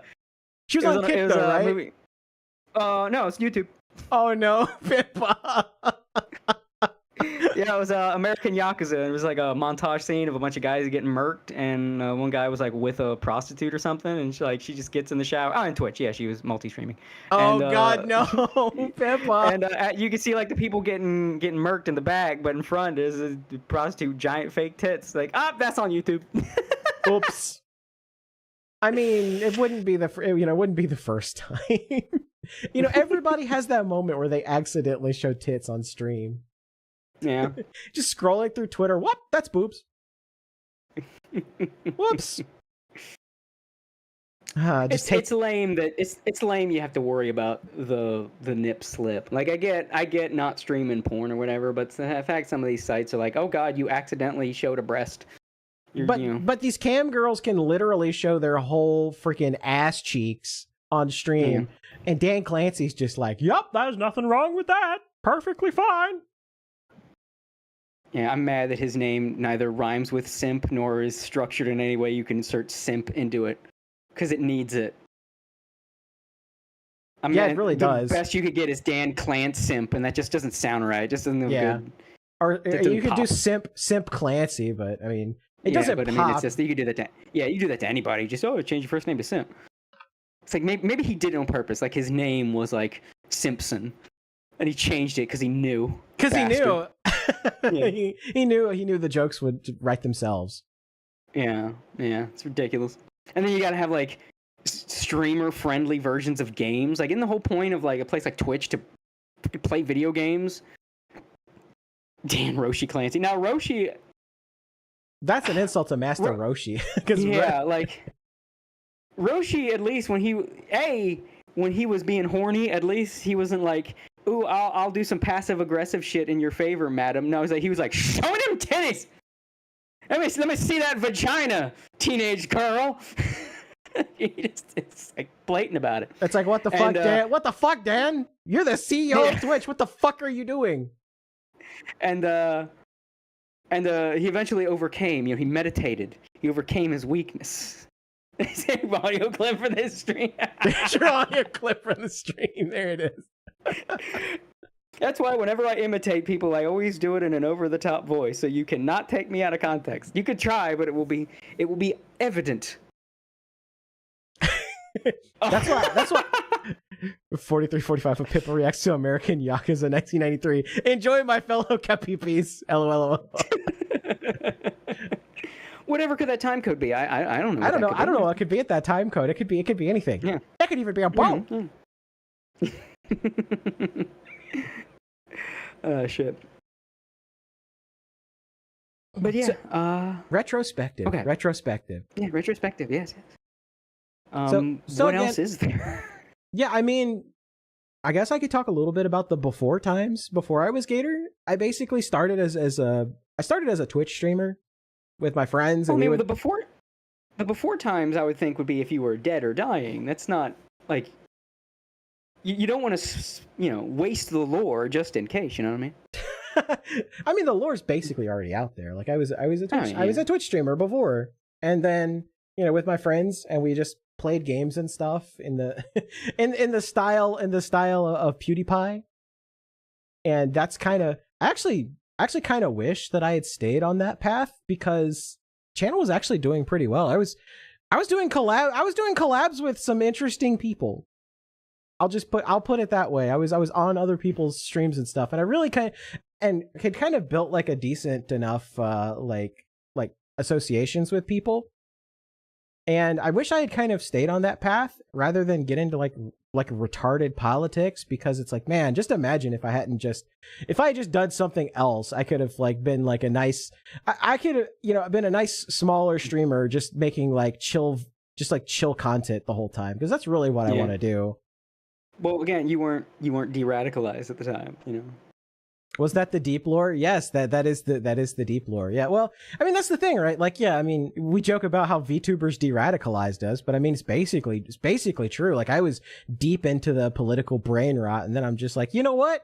Actually, Pip was right. I do hate the government, and I hate both parties now. I'm just gonna vibe. I'm not gonna give a shit about this stuff, because at the end of the day, it's all, Pippa might say it herself. It's all fake. Who really controls the government? The lizard people. It's the lizard people from Mars. They control the government. I've always been very white pilled. I think we are on a good trajectory for some actual change. But it's not going to be over. It's not going to be overnight, and is because of that white pill that I feel like it's easier to unplug, because it's like everything is kind of the wheels are turning in a good direction. I don't have to hyperfixate. You know what I mean? As a heart in the chat, in an alternate reality, Gator would be another Mike from PA putting out hits on other content creators. No. No, it would be more like I just kept my politics to myself and just did whatever. I mean, to be fair, it was a much worse time before. So if you kept your politics to yourself, you'd have to hide it under the floorboards. That's true. Yeah, you hiding political takes in your ceiling. Yeah. Are you hiding non-left wing political takes? You know, if you wanted to be in that whole Twitch sphere, like I said, we're on a very good But trajectory see, that's not now. the sphere I would ever want to be a part of at all. Like it was Well, like you couldn't even say anything out loud without like the entirety of the internet coming down on you. I mean, right now the worst you got now is some retards in some backwater corner of the internet. But if you some had internet ghetto, yeah. yeah. If you had gotten into the regular, more chill area, then the I guess people call them normies. I don't think it's really like normies, but we'll just say normies. The normies would have been more aware of you and more like, you better stay in line, boy. You better not step out of the line, boy, to you. And so if it's like, yeah, I think everything happens for a reason. Yeah, it's like sometimes you do have to go in the mud. Because sometimes, you gotta dive down in the mud because the bullets are whizzing past your head. You know what I mean? Yeah, you come out dirty, but at least you came out. Yeah, that's a good way to put it. I mean, there's a lot of stuff that I wish I had done differently, but at the end of the day, if I had done things differently, I wouldn't be the same person I am today. Yeah. So yeah. I think things kind of things end in a positive note. Yeah, you're now more like educated on who to associate with. Right. I know where to go. Better. Yeah, I can spot problems from a mile away now. I know. No, not like that. Not like that. At least you came out of context, sir. Cody to Gators for graduation. No, not like that. Not like that. Yeah. And Ghost Dog in chat's right. Yeah, he said with Twitch possibly getting audited in the future, it makes you wonder how popular streamers and VTubers would acclimate to YouTube streaming if they move to the platform. Well, that's the thing. Like, I think most VTubers do stream primarily on YouTube. It's only like a certain kind of VTuber that streams on Twitch primarily. Yeah. Yeah, as I said before, the Twitch VTubers are like the worst. Like, you think everybody's negative stereotype of a VTuber, yeah, that's on Twitch. That's where they're at. I like this one in the chat. You went from a piggy to a kapipi. It all worked out in the end. Yeah, exactly. Yeah. Pippa literally saved me. She returned the favor when we got Jim to give her the shout out on the podcast. Yeah. It's ironic that the VTuber that screams about shooting up a Walmart is the one that saved me from cringe. Saved me from eternal political hell. Yeah, Azahara's right. Yeah. Even Corpa VTubers who streamed on YouTube moved back exclusively to Twitch. Yeah, well, I think a lot of that too is just simply for the fact that Twitch. I'm really sure a lot of it has to do with like deals with certain corpos and stuff, where Twitch will. I'm sure Twitch is probably agreeing to some sort of like stuff with those corpos. I don't think it's just strictly like a. I don't think it's just strictly like we're gonna beat Twitch because Twitch is great or anything. It's like I'm sure Twitch probably sweetened the pot just a little bit. Yeah. Dean Domino brings up like Lumi primarily streams on Twitch. That's why I don't really watch her streams. Like I think a lot of streamers also can't hack it when they leave Twitch because YouTube, the demographics of YouTube is pretty much everybody. Everybody's on YouTube. Twitch has a specific demographic, and it's young boys. It's like young men, young boys. So, like with Twitch, you just cater to young men, young boys, pander to them. It's easy peasy. You get those easy peasy views, easy peasy bits, easy peasy monies. Yeah, like Azahara says, if Twitch would go to bat for VShojo, VShojo could skirt every single outfit rule that would get any indie banned. Yeah, exactly. That's a great point there. And meanwhile, Twitch's audience primarily young teenage men. Mm-hmm. That's it. You're just I want to be popular as a VTuber, but I don't want to. Like, I'm not very funny or good at anything. I'll just get a model with giant tits that flop around in all directions when I blink, and there we go. That'll be a moneymaker. I'll just say good boy. and make like my tits fly in all directions, and there you go. I'm a career woman. A wife with VR. Shmeki is doxing Gator's new VTuber model. No. Get the lore right. It's flat chest dump truck ass.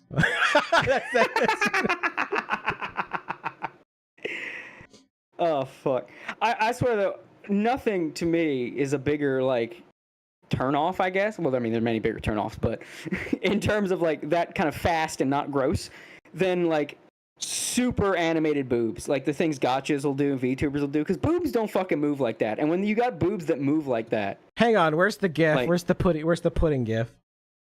Yeah, when you have boobs that move like that, it's like, well, they're not boobs anymore. It's just like these angry globes.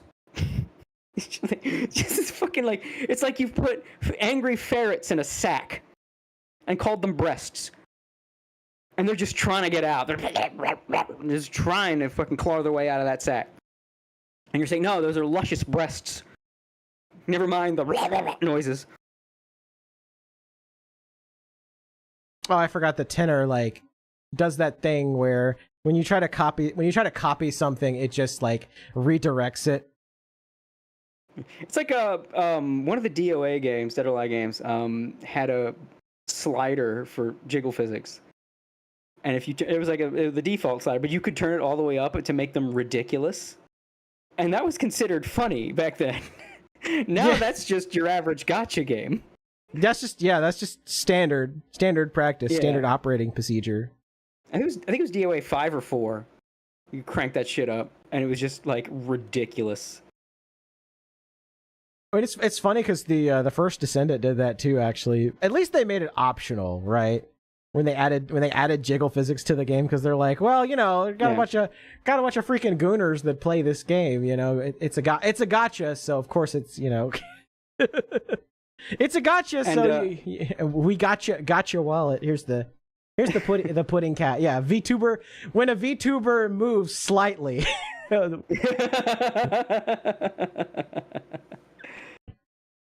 Yeah, it's and then like the jiggle physics happened, and then like it's like porn addiction kind of. Was like, oh, I need more extreme things, right? So the boobs had to bounce more extremely. Then like, oh well, we need more. Okay, well, what other parts of the bodies can we put jiggle physics onto?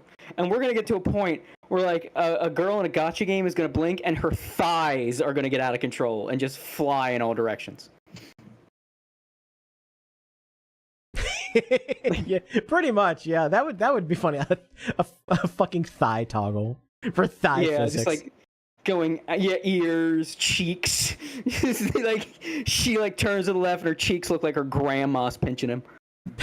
Just it's like Richard Nixon riddled with phlebitis. Yes. Yeah, pretty much like the average VTuber or gotcha girl's tits are Richard Nixon's jowls. Yeah. With the level that we reach jiggle physics. Tomok for $20 says, there's a reason the meme of gamers are the most oppressed group.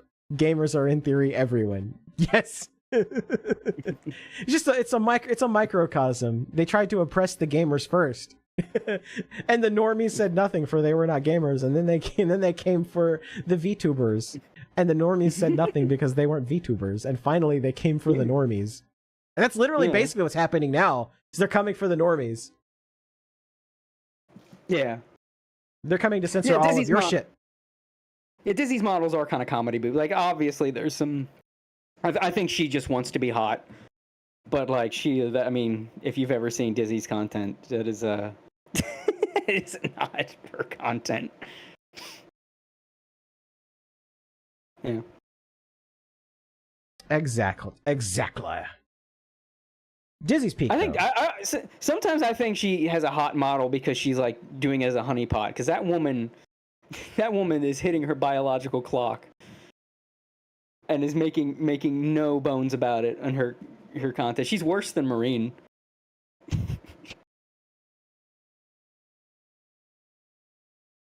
And that reminds me about frickin' Marine, like.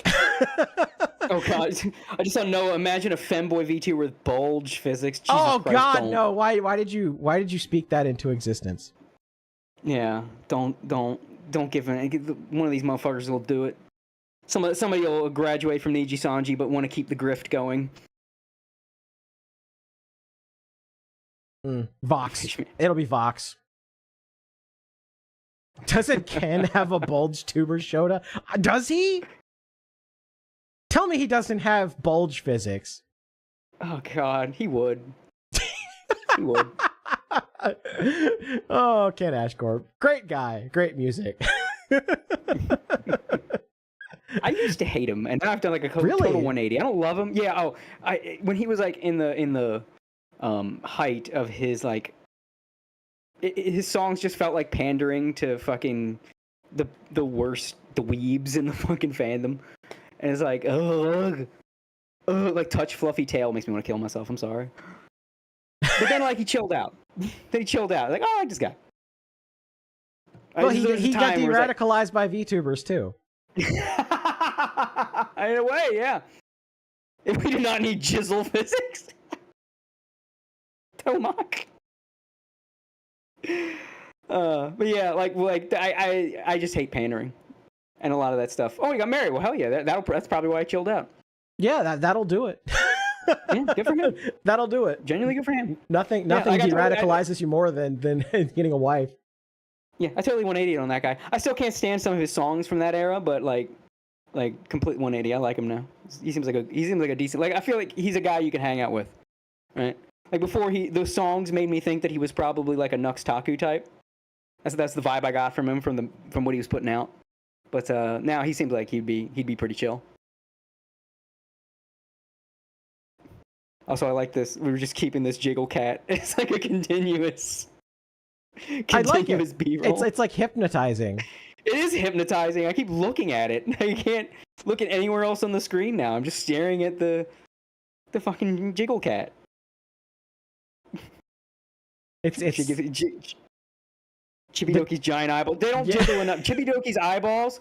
Her eyeballs should be like googly eyes and just fling around as she moves and make like bell noises or like.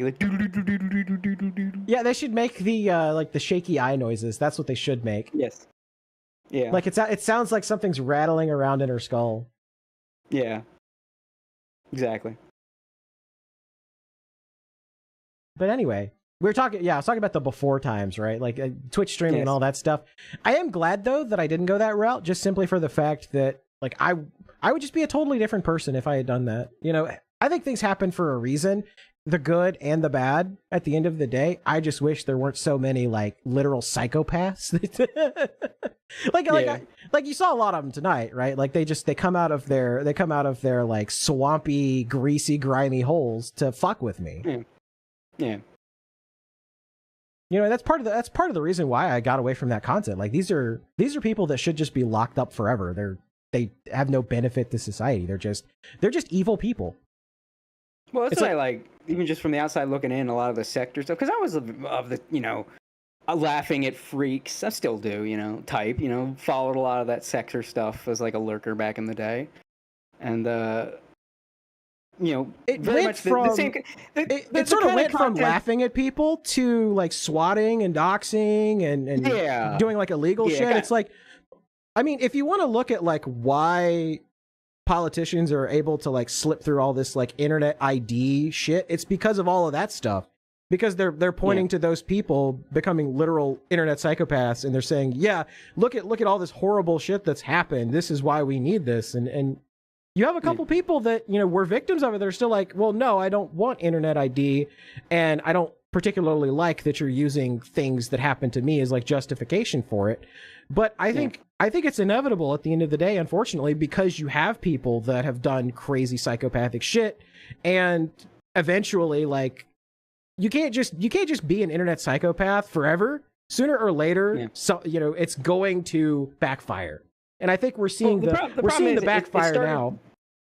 Yeah, it started as like laughing at freaks and laughing at people, and then the mentally ill came in, and it's like, well, if I, direct my ire at them, or like if people are laughing at them and not laughing at me, the A-log kind of thing, and like projecting their own mental illness onto the other mentally ill. So it's like, if I kill you, that will somehow kill my problems and all that other. Yeah, that's basically what I said when I was on Single Player Carl's show. It's like they see an aspect, incorrectly or correctly, they see what they think is an aspect of themselves in someone else, and so what they do is it makes them hate. It's like how people try to rebel against their dads when they're a kid because they. You're as an adolescent, you're trying to strike out on your own and you're trying to do your own thing. I feel like it's some sort of like microcosm of that, where it's like they see an aspect that they don't like about themselves in someone else, perceived or otherwise.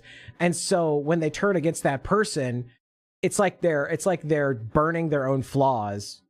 Mm-hmm. Yeah. I think the problem is when Reagan shut down the asylums. That was the problem.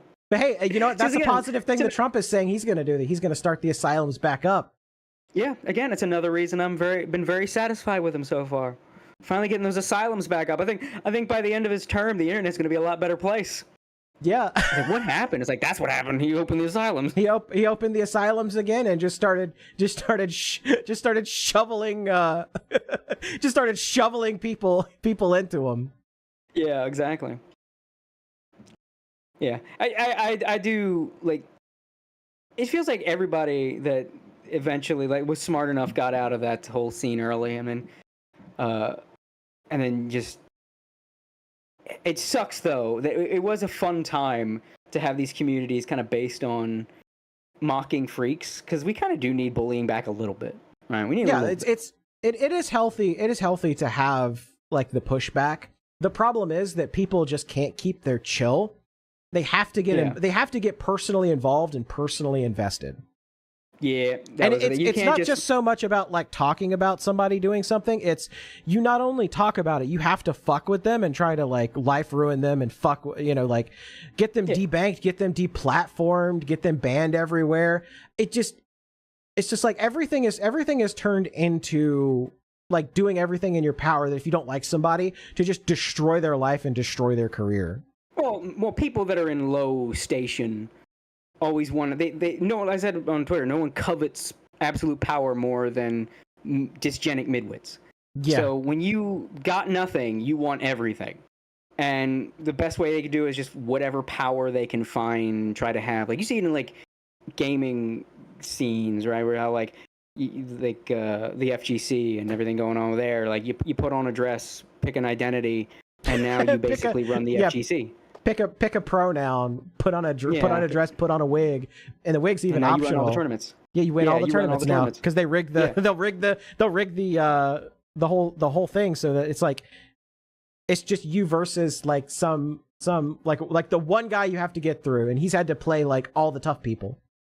Yeah, and like so people that are in a bad place, they just try to find power. So destroying people is a way to have power. Like I have power over the person I destroyed. Like, I have power over them, ergo that's some power I must have. That elevates me, I feel better, depression, remove a few depression points. And that's all they're really trying to do, is just trying to find methods of power to save themselves. And it got so prevalent within the, like, locale sphere and the blood sports and all that shit. It's just got so prevalent of these kind of people. I mean, they're no different than like the progressives on Twitter. It's like, my life sucks. It's your responsibility. I was molested as a child. It's your problem. It's the same shit. And ultimately, that was the death of lolcow content, and why it's really getting to the point that it's on its way out. It's on its way out. It's a dying niche because people just got tired of it, and because people are so mean spirited. And because people, go around and try to destroy the lives of those people, there's like a certain amount of content that will exist before somebody goes and like fucks with that person, and they either like fuck off or get banned from everything, and then they just like stop streaming. It's like look at the era of Chris Chan, right? Like, when Chris Chan had trolls, we were getting funny content out of it, and then Blue Spike went too far, and the other trolls said, Blue Spike, you went too far. No one was trying to like, destroy Chris, ruin his life, even though he's a piece of shit, and he is. But no one was, like, taking it too far. It was just watch the bad person who is a freak do funny things with a free conscience, because if you start to feel bad that you're, making the autistic guy dance for you, you remember that he's abhorrent, he's awful. And it's like, oh, yeah, okay. that he was harassing women at the frickin' mall. Like he's not he's not a good person. He's a nasty, hateful creep, and who's like a total narcissist, and so tries to hide behind his him. autism diagnosis to get away with just being a jackass. Like, look at the difference between like Liquid Chris and how amazing that was, and Clyde Cash, versus the orbiters that like were around Daniel Larson and oh my god, was that a World of T-shirts, where it's like just gets depressing. You just get these freaks that just latch on to other freaks, and it just becomes a chain reaction of depressing shit. Daniel Larson needs to be locked up forever, though, for real. Oh yeah, for real. For real. He's a great example menace. of someone that needs to actually be like locked away forever. Mm-hmm. Yeah, and as and a hard T-shirts is just self-destructing over because of the orbiters and trolls around him. Yeah, exactly. Yeah, and as a horror, right? It's like a bunch of malicious doxing because someone doesn't like someone else. Yeah, and then that's ultimately what happened with the Chris stuff too. Like it all sort of became this whole, and I blame Bloodsports a lot for it, because people discovered during that era that if you destroy a popular creator, that you can create your own content over destroying that creator. And I mean, it's not really a new concept, because I mean that was stuff going back on in like 2016, right, with like Keemstar and Leafy and all that. But it really started to become sort of like its own content niche when Bloodsports happened, because you had the going back over the history and lore, you had the Baked Alaska, right, who wanted to get famous by doing the IRL streams with Ice Poseidon. And there was that whole Baked Alaska meltdown and the intervention stream and all the crazy stuff that happened to that. And Baked Alaska was just totally destroyed. And, you saw the rise of the kill stream from that event. And the kill stream itself got destroyed. And you saw like other shows come from that. Or the Morning Kumite gets destroyed and it builds up all these other shows. So what it's done is it's incentivized the worst people that desperately want to produce content. And so what do? What's the fastest way to build up a channel? Oh, you go and find somebody that people have like minor grievances with, and you just go hard at them, as hard as you possibly can, to get all of those people that don't like that person in your chat to watch your streams. But see, and the problem is though, that when you build content based on that niche, that's all you're ever going to do, and eventually it's going to be weaponized against you. Because somebody will do the same thing to you that you did to another person, and they're going to take that content and they're going to say, yeah, I'm going to fuck with this guy now. And so yesterday's like farmer is going to become today's lolcow if you make any content whatsoever. And the cycle continues. And that's why it's better to just get away from that shit. Yeah, that's why Jim was smart. He got in when the laughs were good, and then he noticed when these scenes were starting to implode, and like as soon as he saw the first early warning signs, he dipped. He did it with Gamergate, he did it with IBS. Anytime he's migrated to one of these scenes and is like he's seen one red flag go up, he's like, ooh, okay. I know where this I know where this is going. I've seen this movie before. Yeah, Waifu in VR's right. So everyone's forgotten the cardinal rule of don't touch the cow. Now it's all about engaging in life ruination just to watch the world burn. Yeah, exactly. Yeah, it's like it used to be don't touch the cow. They want to milk the cow. Now they want to make steaks out of the cow. They think that I like steaks better than milk. Yeah, but once you destroy somebody, like that's it. It's over. Like you're. Yeah. If you have no 9 cow. times out of 10 they're gonna just fuck off. Cancer might have been saving Jim from becoming cringe. I don't know. I think he's good at dodging stuff. I think if he didn't have the cancer, he'd be more active. Actually, I think the opposite. I think if Jim didn't have the cancer, he probably would have just like stopped streaming altogether and just done something else. Like occasionally chime in once in a while, but I think really with him getting cancer and having these expensive medical bills, I think it encouraged him to, even though he's suffering and like could barely like function, I think he was like, his back is broken. He's in a fucking wheelchair. Like he feels like he's in immense pain like all the time. Like he still like sat down and said, well, I want to make some money for my wife so that she's not going to be saddled with this crippling debt when I pass away. So I'm going to do these streams. I'm going to sell this merchandise. And that way, when I'm gone, you know, she'll be able to live a nice, comfortable life. I think if that hadn't happened, he hadn't had cancer, I think Jim probably would have just been like, you know, Tired. so long. Yeah, you know, so long. Thanks for all the fish. Yeah. Basically, Jim's story is a much cringier version of Breaking Bad. Instead of meth, it's internet streams. Jade, we have to cook. It's not even like you were answering it too, but it's not it's not just cancer. It's like an autoimmune thing. So he just keeps getting shit because his immune system is shot. Yeah, it's like his immune system is attacking his body, and also he has cancer, and like there's like a whole list of things that he like listed off that he had, and it was pretty extensive. I mean, they literally checked him for like everything. For like Hodgkin's, they checked him for what was the Japanese name? I'm forgetting. Hashimoto's. He's boy Iron Mouse. If Iron Mouse. Iron Mouse stopped the shit from getting her preemptively by being the girl in the plastic bubble. Jim did not.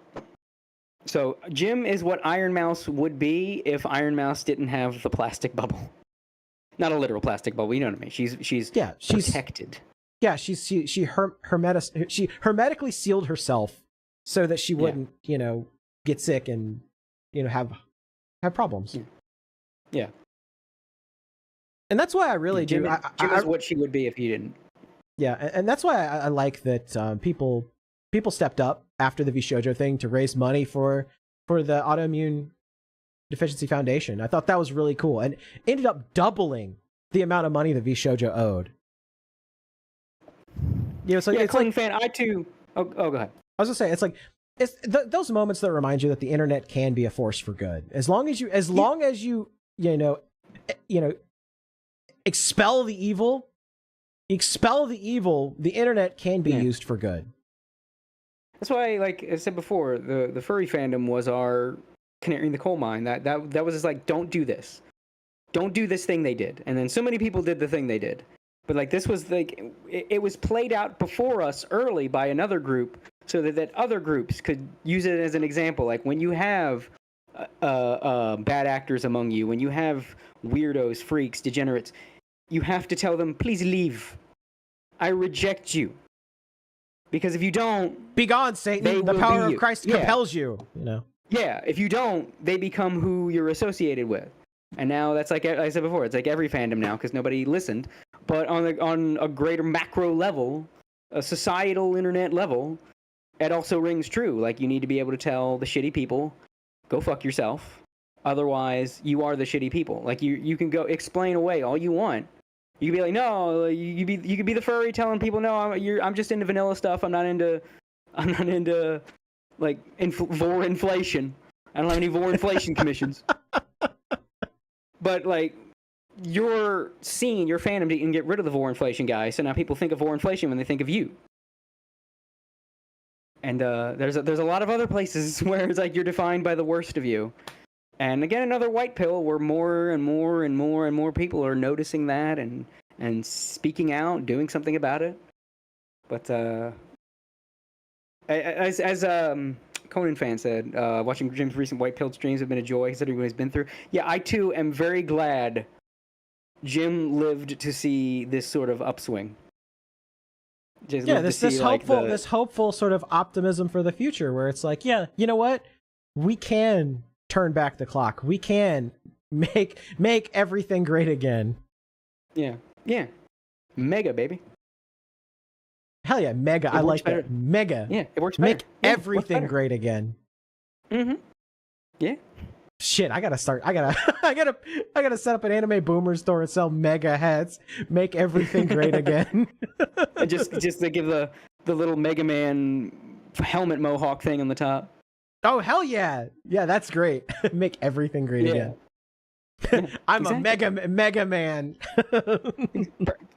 That tickles my autism. Right? Yeah, Cold Mega Era cool. Jim was very, very black pilled. I'm glad that he did not. He is hanging in there, man. He is a testament to the healing power of laughter. For real, like I'm My God. pretty sure every time somebody does something retarded and makes him laugh on the internet, it gives him like another week of life. Yeah. Yeah, he is like he's gonna be like an old man, and people are like, how the fuck are you still alive? They'll say as he's on the internet smoking a fucking cigarette, laughing at some new like dysgenic mutant that like I don't know has sex with their sister or something. And he's just like, wow, chat. It's like I can feel my life force returning to me. Jim is like okay. Have you ever read Frankenfran? I haven't. I really need to. You need to. It's one You've of the best told me manga so ever. much about it, how Yeah. funny it is. Yeah, there was that one where Fran. Oh, her name's not Frankenfran. Why did I say Fran? Fran, God, yeah. I need to eat. It's been a long day. I've been busy.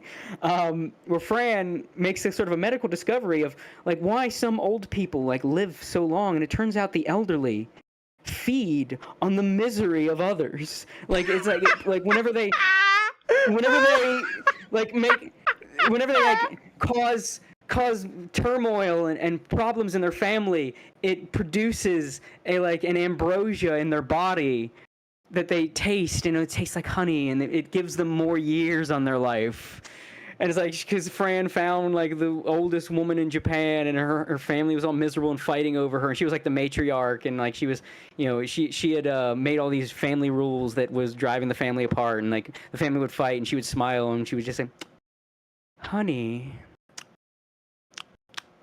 And it was like she found out like, yeah, it's like a new medical breakthrough. This is how some old people are living so long, quite literally feeding off of the misery of the young. I think that's Jim. That's gonna be Jim. He's just feeding off the the misery of internet freaks. Yeah, a waifu in VR made that. I was like, okay, that's great. That's amazing. That's so good. Oh, that's so good. I'm glad he had the little flork gator in there too. That's great. Oh shit. Beautiful. Oh my god. That's fantastic. It's all the different. It's like all the different eras of Gator, all in one. I do agree. I think it was it Jim that said that like you broke Ralph, like you were the last straw. Yeah, I You were literally like, was. I was the one that Buck broke him. Yeah, because he was already in a downward spiral, and because he was on a downward spiral, you rightfully said, "I gotta get out of here. This motherfucking toxic as shit." And like you were like his boyfriend deep down. Oh God, please don't say it like that. Please don't say it like that. You were his Samwise. Like he's like, how can you abandon me right when I'm at Mount Doom at my darkest point? Well, it's like I told the That's how he saw story. it. I told the story. I've told it multiple times before, but it's like, I didn't leave. He was so mad about Jim being on Anime Boomers that he's like, I can't have you on the show talking shit. And I'm like, Ralph, that's literally like the whole show is just us bantering back and forth. Like that's the whole concept. Yeah. And he's like, I can't have somebody doing that to me on my own show. And like apparently he had been like the reason this whole thing had been going on is because he had been like talking to someone else and like wanting to bring them on as a co-host. And so he's like, oh yeah, I got a new co-host now, so I don't have to tolerate this person that's been my friend forever, just like having really funny light banter, trying to make like very. Oh yeah, it was the pill bottle shake. It was the pill bottle that shake. Set him up. Yeah. That set him off. I mean, and that was an easy way to diffuse the whole situation because it's like, yeah, of course, Ralph, I'm gonna have Jim on my show. He's gonna make fun of you. And before that, he was like, yeah, I know. And it was like none of it was like especially mean spirited. It's just like he was in a downward swing. He was in a downward swing. Yeah. He was on all kinds of shit and got his face smashed into the pavement in Portugal. And then he comes back later after that happens and he's like, I realize now that you've been my true friend and I want you to come back. And I'm just like, well, I'm not gonna. This is the second time you've done this, Ralph. Like you did it in 2019 when you had the pill stream. You did it now before Portugal. I mean, it's like, no, I'm not gonna come back. Like, good luck with everything. And the whole reason he like doxed me and posted my docs in the chill stream Discord is the fact that I like made a reference to WWE when someone asked if I was. It's like, Gator, are you gone from the kill stream for good? And I was like, yeah, pretty much. But I wish Ralph the best in his future endeavors, because it was like a cheeky joke, and he crashed out about it. Like, he's gone back and tried to rewrite the lore. Like, every single day he comes up with something new. But, like, you can go back to the streams. You can go back to all the stuff that we talked about, like, way back in the day. And you can see, it's like, yeah, he's just full of shit. He's making up lies now because he knows that retards will just believe it and accept it as the gospel, even though this is a man that literally cannot stop lying about whether he's had pills or booze today. Yeah. Although it's funny to imagine him, like, after the second time, he, like, wants you back so bad, he shows up outside your house with a boombox playing anime opening theme songs, holding it over his head. Jesus Christ, please don't say it like that. Oh, that's so cursed. I'm gonna read a super chat. But he can't hold it. He can't hold something over his head that long, so he eventually just goes, ugh, and then just like puts it on the hood of his car. And then just kind of nudges at it. No, please don't. No, and she's like, you should make fan art. Please don't. Oh yeah, I don't want to deal with that. Yeah, you don't want to waste goofy side of the internet. Yeah. Yeah, you don't want to welcome him into your house. It's like an energy vampire. Yeah. Right, Ryobe for $6.99 Canadian says, if Gator's graduating, then allow me to say thank you for wasn't for you, sir, collabing with Legal Mindset, I wouldn't have met great people to watch. Freebird, and then the Doki Bird emoticons and the yellow heart. Yes. Yeah. And I was, getting back to kind of the lore, we've talked about the era or error, I suppose, with Ralph. Mm-hmm. After that, it's pretty much the Anime Boomers podcast. This very podcast started in 2020? Was it 2020? Was it? It might have been. I'd have to go look it up. It's hard because like it's not like Anime Boomers. We've only been doing it consistently for like maybe what, a year and a half, 2 years maybe. Yeah, it's like actually being consistent with it.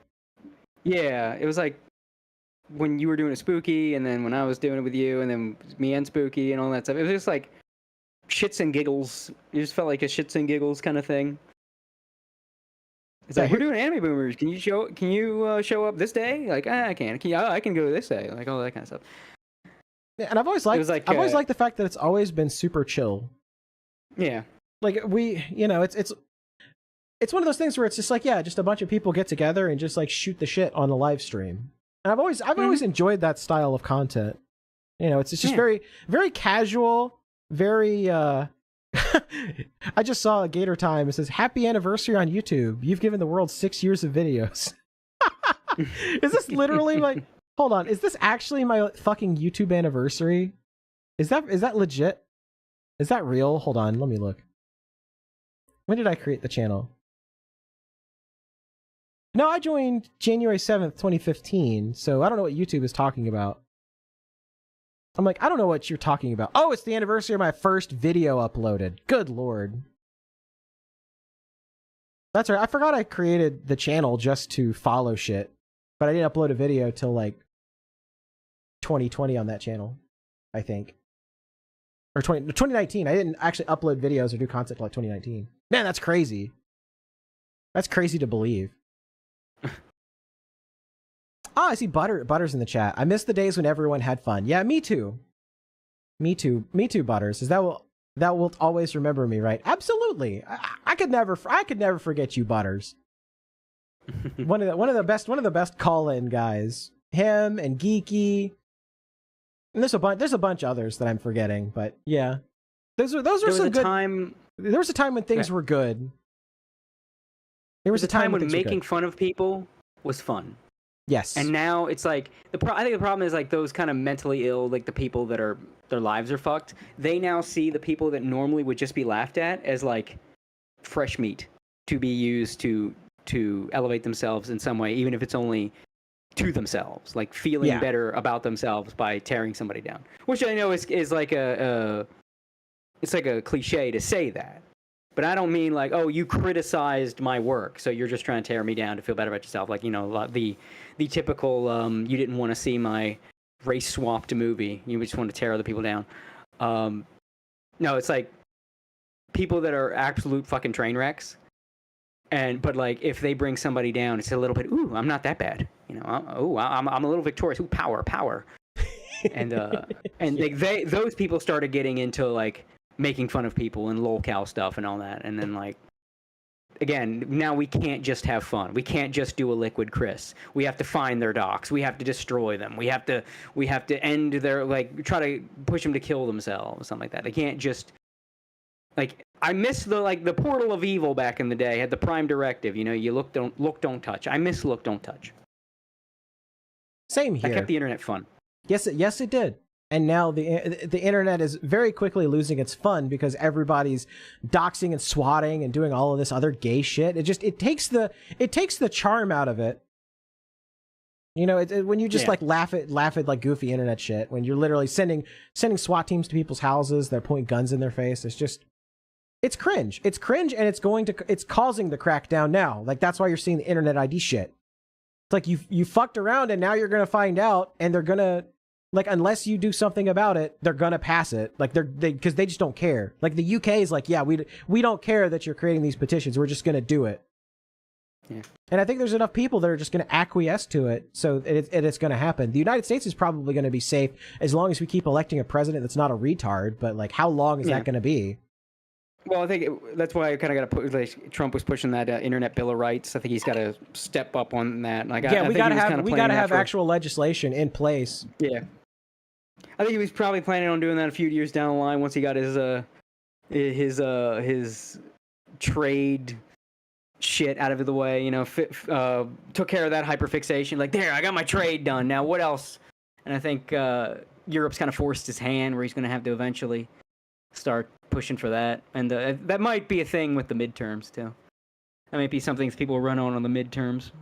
So they might be holding off on that, but I think they're not going to be able to hold off much longer. Because if Europe does it, you know, that's going to be their totalitarian bullshit. But yeah, I mean, let's be real. To a degree, America already rules the world. You know, as America goes, so goes everybody else. If America puts out an Internet Bill of Rights, and any company wants to operate in America, that's really going to put a damper in Europe's bullshit. Because, like, how are you going to force people to use an ID? But, like, this company wants to do business in America, and America's like, don't you dare ask for an ID. Don't you dare. Well, the rest of the world, I mean, as America goes, so goes the rest of the world. If our leaders could just put their foot down and say, no, fuck you, Europe, we're not doing this. And, like, actually put some meat behind that and say, yeah, actually, if you do this, we're increasing your tariffs to 200%. If they did stuff like that, Europe would be like, okay, hold on. Yeah. I think eventually it's probably going to come to that. But the problem is, again, I like Trump, but he is kind of a pussy. Like, he could do that, but he's like, well, if I do that, they might hit me back on this kind of trade, and we rely on them for XYZ, and they might hit us on our XYZ, and then that'll bring down our economy. And I really want that economy up, because if economy comes down, that looks bad on me, and I need that economy to keep going up. Nummy must always go up. If Nummy go down, that's bad.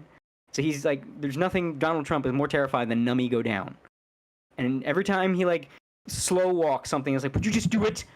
But he won't, because he's afraid Nummy will go down. It's just, like I said, it's the same thing with the Epstein list. He's afraid that Nummy will go down.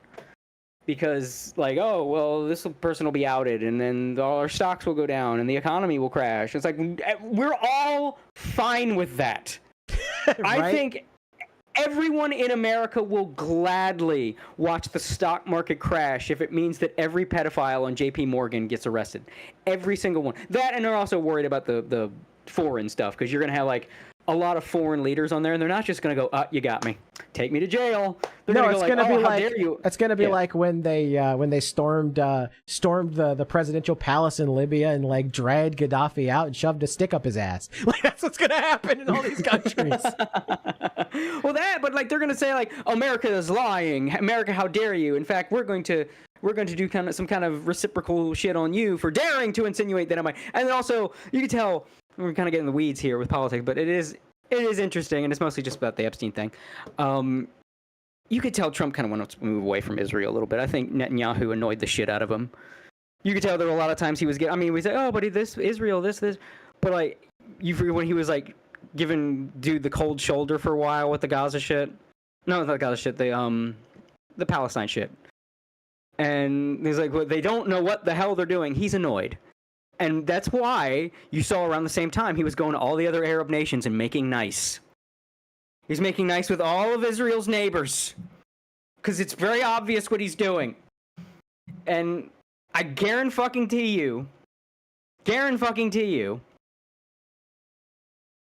a lot of the people he's trying to make nice with are on that fucking list. I guarantee you there's a lot of really rich people in the Middle East that paid Epstein to get a nice little white girl. And he's like, oh god, like I just made nice with this country. And now you want me to release the list saying the guy that runs this country or like his brother or his finance minister or whatever is one of Epstein's clients. Like I think I speak for everyone. Like yes, we're fine with that. We know it will be messy. Cool, let's do it. He won't. He's kind of a pussy. And that's like the one thing. It's the same thing with the Internet Bill of Rights. Like you could do that now, but it's like, well, that'll be complicated and do all this, and then Nummy will go down. Nummy might go down because they might retaliate. It's like just let the Nummy go down.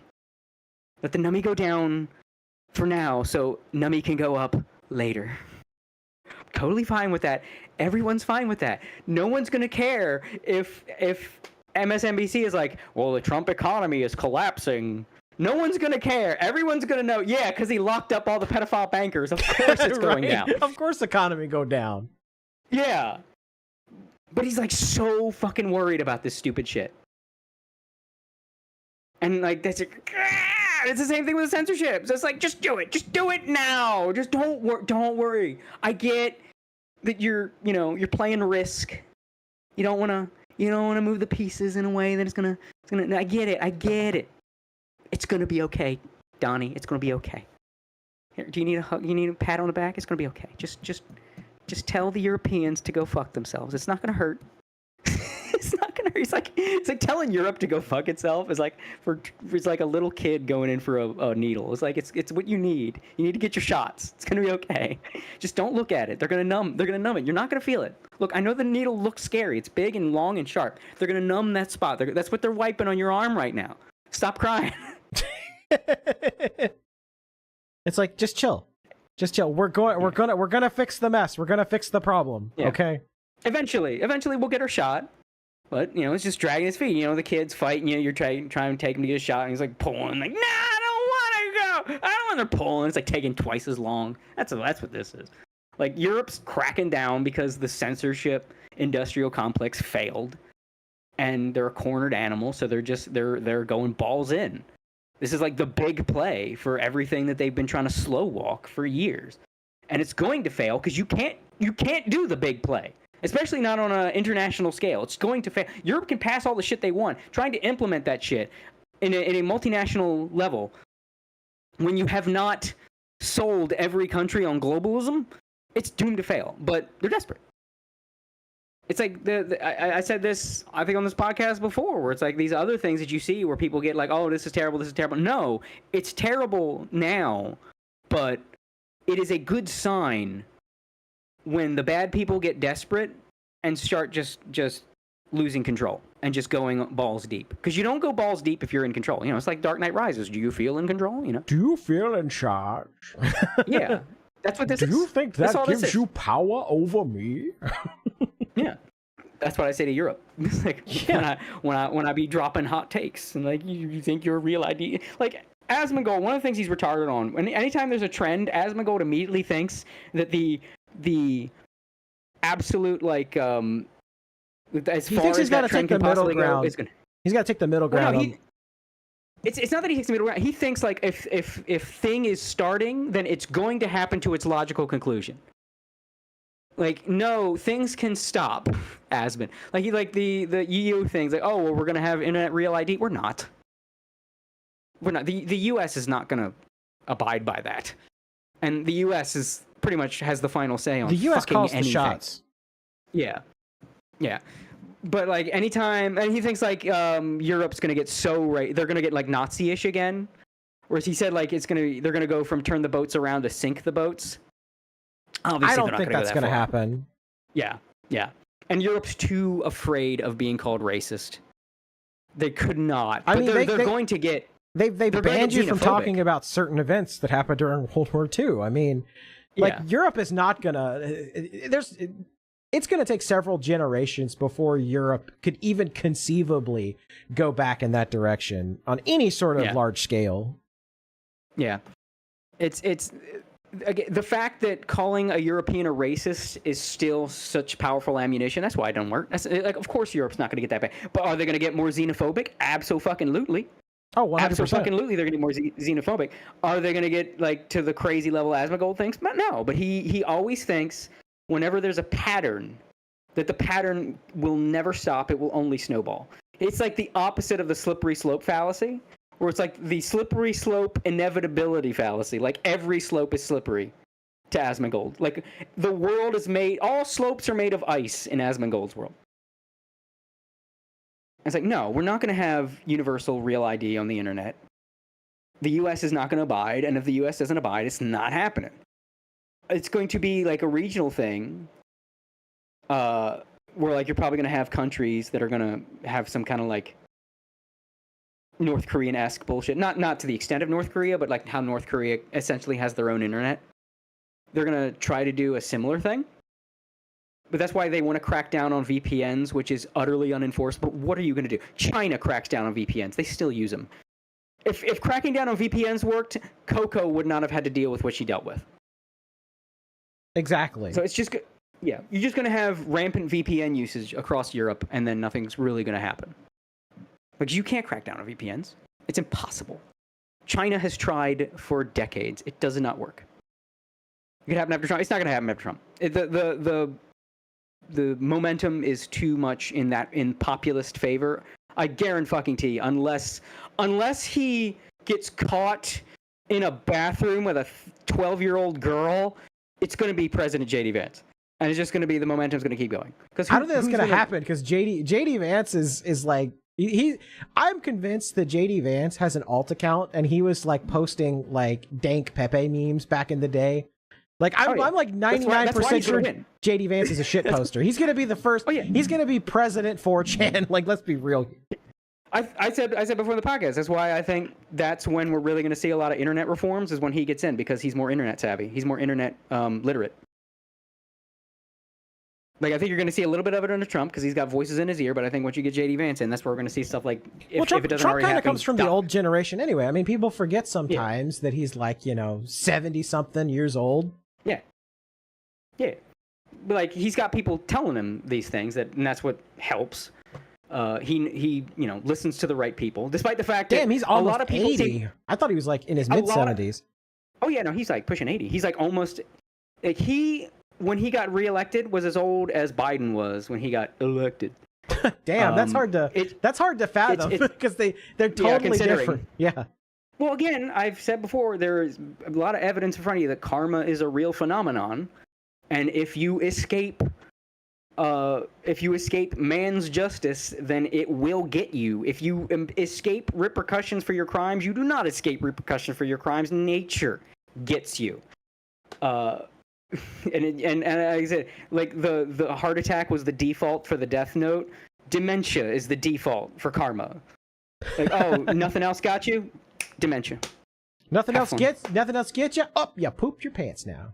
And that's your life. Your brain. There's just slow death of your brain. So it's best not to avoid jail time if you fuck up. Because if you keep avoiding things long enough, you end up reenacting everywhere at the end of time. But there's a good example. Compare the two. But I think like a lot of people think Trump is this weird sponge. Like people around him are telling him that he needs to go to war for Israel, and so he's going to do it. Like Trump he has no agency. He's just whoever's he's what was the king in Lord of the Rings that Wormtongue and Saruman Theoden. had like Theoden. Yeah, like Trump is just Theoden. He's just whoever's worm-tonguing in his ear at that given moment. he's just going to regurgitate. He's going to do exactly what they tell him to do. He has no decision-making abilities of his own. It's just, who's his inner circle? But he's like, I think we're going to see. Like, you have no power here. You have no power here. You have the least amount of power. No one's had less power than you. JD Vance takes off his gray robe and reveals that he's become JD Vance the White. Yeah, and he just looks like the fat JD Vance meme, but with long white hair. Yeah. You'll be very sorry. You shall not pass that bill. You shall not pass that bill. Yeah, so I think that's what's because like no one's got the moment. No one's gonna pop up out of nowhere. And now he's talking about getting rid of paper ballots. Now he's just like today. He's like, we're gonna get rid of paper ballots before the midterms. No more not paper ballots. I'm stupid. Mail-in ballots. Mail-in ballots. He Yeah, wants mail-in paper ballots. I'm ballots. thinking, yeah. Again, I need to eat. I'm fucking brain fried. I did not think we were doing this today. Well, that's thought what, I we were mean, doing this one was gonna be a shorter podcast anyway. You know, because it's kind of it's kind of in the midweek lull, and because we were after this, we were gonna go on a little bit of a hiatus. Not very long hiatus, just a little bit of one. But I was like, let's just do a podcast. Let's do a podcast for the graduation stream. Yeah, to the end of the Gator brand, and you will eventually see how we continue. I think though, well, I know what's going to happen. I think what you should do, at least for like 1 or 2 streams, is you should stream as some of your past fail doxes. Just come up on here. It's like, hi everybody, my name is Shannon Gaines.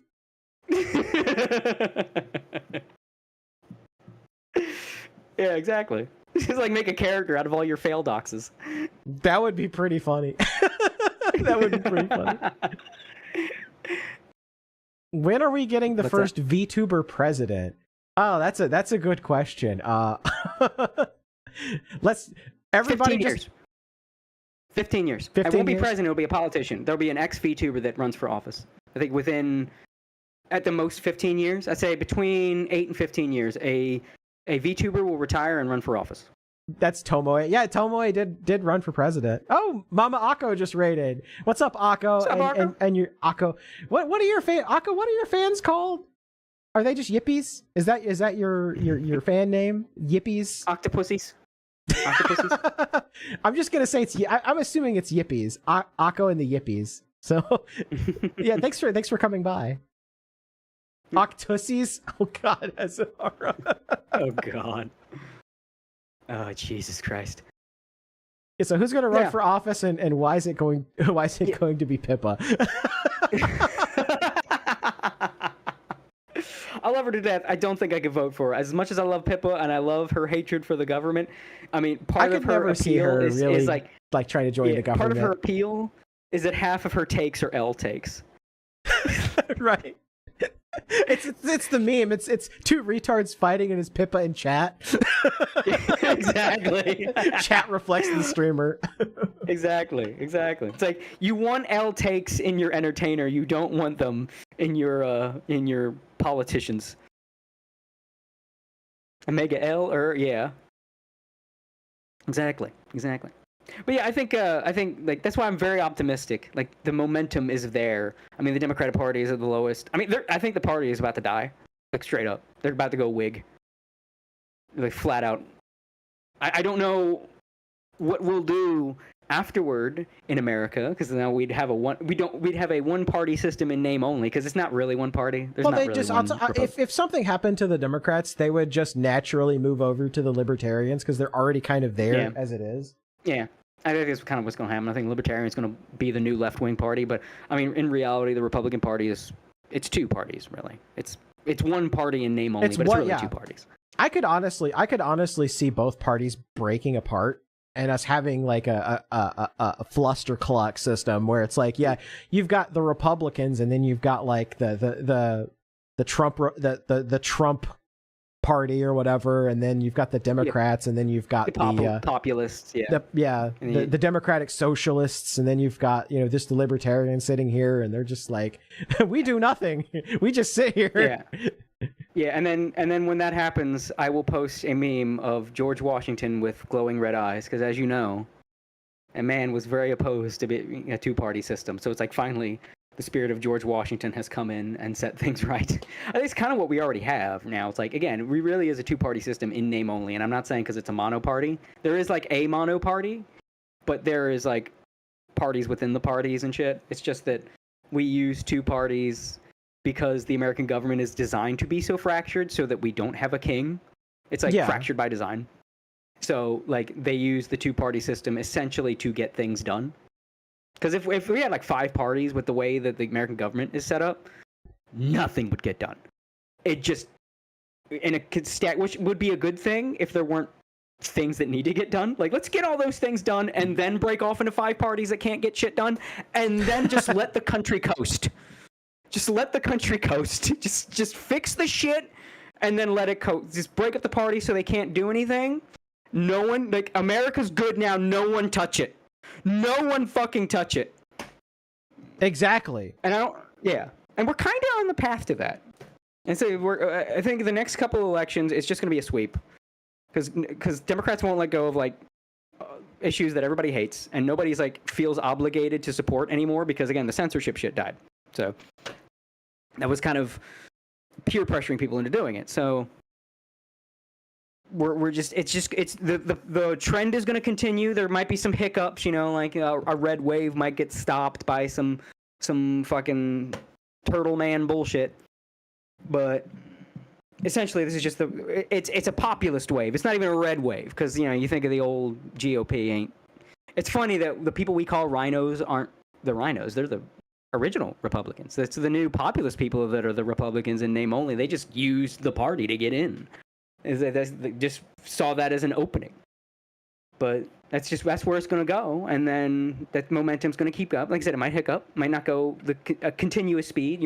Turtle Man might shift some money around and fuck some people over and slow things down, but it's going to happen. And then I think in like 4, 5, 6 years, you're going to start seeing real reforms for the internet. Like, you're going to see little reforms here and there, and I think that Internet Bill of Rights is probably going to get fast-tracked because of Europe. But I think the real internet change, I think if we get President J.D. Vance, I think there's a good non-zero chance we see a repeal of the DMCA. Because it's going to be brought up, the DMCA is used as a censorship tool. And I think we will see a repeal and some kind of replace of the Digital Millennium Copyright Act. I think it's going to some new kind of copyright thing is going to come up. But the way DMCA is sort of used to, like, because we have fair use. Like, this whole thing, like, oh, well, I can only do 10 seconds of a clip. Well, that's not fair use. Fair use in American copyright laws, I can use as much of this clips of this show if I want. If I'm doing a review of it, I can use the audio. Yeah, I can use as much as I want. If I'm doing something transformative, doesn't matter. You can't say no if it's something new. And the DMCA is stepping on that. And eventually, that's going to get addressed. This isn't optimism; it's pattern recognition. I'm happy seeing that the pattern is trending in this direction, because it's always really been trending in this direction, just slightly. But then little things came along that like really sped up the process. It's like there was a small leak that you knew was going to, like, it's like a dam has a little bit of a drip coming out the side, and it's like, oh, it's just condensation. You're like, nah, I don't think water's supposed to be coming out of the side of that. That's just a drip. It's condensation. Like, nah, that seems dangerous. We should probably do something about that. Yeah, and then you know, it just drips. It's just condensation for like years. People are like, see, I told you what. Look, it's been like 3 years. It's just a drip. I told you it was condensation. And then one day, oh, that's a crack. Oh, that's a lot of water. Yes, that's a dribble. Yeah, and then like eventually, well, I mean, look, it's just look how thick the dam is. A little crack's not gonna hurt it. And then a few years go by, and all of a sudden another, and then that crack splits. All it's just the same thing. Like when in Elon bought Twitter, that was it was. These things keep happening. And Elon buying Twitter, changing it to X was probably I think that was like the turning point of all of this, because before everything was very regulated, and you know, after 2016 all of the tech bros moved in unison to shut down discussion, and you know, it's like, oh, you can't talk about certain topics. You know, you're banned from Facebook, you're banned from Twitter, you're banned from YouTube, you're banned from Twitch, you're banned from all these platforms. Your bank account's been shut down, your PayPal's been closed. And they still couldn't control everybody. They still couldn't control people's opinions. And what you saw is that Elon Musk buying Twitter changed that paradigm, because no longer could their narratives exist wholesale without any sort of pushback. Now, all of a sudden, truth is getting out there. And you see how this sort of worldview doesn't survive in an open market of ideas. And nothing exemplifies that more than how Hassan just got BTFO'd the minute Asmongold said, I want to start talking about Trump. This is entertaining to me. I find this good content. I will start covering the news. And suddenly, now he's the #1 political streamer. Just absolutely mogged Hassan, and Hassan will never get over. He goes to sleep at night, every night, thinking about Asmongold. Because Hassan does not survive in the marketplace of ideas. He himself is already astroturfed to hell and back. And once competition is allowed, it doesn't survive. It's the same thing like you have Blue Sky. Blue Sky is old Twitter. If that was the way things should be, Blue Sky should be taking off. And Twitter, like, oh, I'm leaving this. Twitter is so toxic. I am leaving for greener pastures. But see, Blue what we Sky's never discovered, going down and down what and we down discovered and down. is that X became less toxic and Blue Sky was nothing but toxic. It's like, wait a minute, and people the are call leaving is Blue coming Sky. from inside the house. Yeah, and Blue Sky is losing nummy go down every day for Blue Sky. It's like that shit does not survive. The only way it can survive is for you to take out the competition by force. And Exactly. that's why, folks, anybody listening out there, that's why you gotta stick around. No offing yourselves. Don't go doing something stupid that'll get you off. No, don't do it. You gotta stick around. Because you gotta be here for when the dam breaks. You gotta live. You gotta live so you can see interesting times. That dam's about to break, and when that dam breaks, it's gonna be glorious. It's gonna be, oh my God. You talk about, remember what they took for you. Remember they took for you. You won't get that shit back. You know how I know you're gonna get that shit back? Because pattern recognition. Like as you see the momentum and where it's going, and you can't stop this momentum. There's no stopping it. The brakes are off the train now. We've been free rolling since Elon Musk bought X. Yeah, and even before then, but again, it was a trickle. But again, buying X was the dam cracking, and now there's like a spigot coming out of the dam, and the crack is going to get bigger and bigger and bigger, and those are the milestones when we get a president, and that's why I think JD Vance is the most likely candidate. When we get a president that's like internet savvy. That's going to be a big one. You're going to get the boomer generation dying off and the millennial generation and the zoomer generation getting older are going to fix the housing market because they suffered from the lack of housing. Right. Like I said before, I had to cheat to get my house. So they're going to make the housing market their big thing, and that's going to start this whole thing of like fixing the housing market and a lot of inflation and stuff. When the generation that had to suffer through the consequences of it, like, let's you could just do things. Did you know that inflation has hit the restaurant Sonic particularly the hardest? Just look it up. Google Sonic inflation. Yeah, it's why it's not even a white pill or optimistic. I feel like it's just basic pattern recognition. Like, it's obvious things are going to get better. You can see all the little thing. I think nothing was a sign that this was where we were going to go.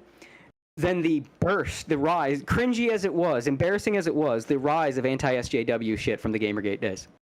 The fact that was such a booming industry was like, okay, clearly this is the direction things are going to go in. Like, of course they're being, like, the fact that they either were taken down by, like, people in power, like in institutions that to, like, debank them or delete their account or whatever, or their own hubris.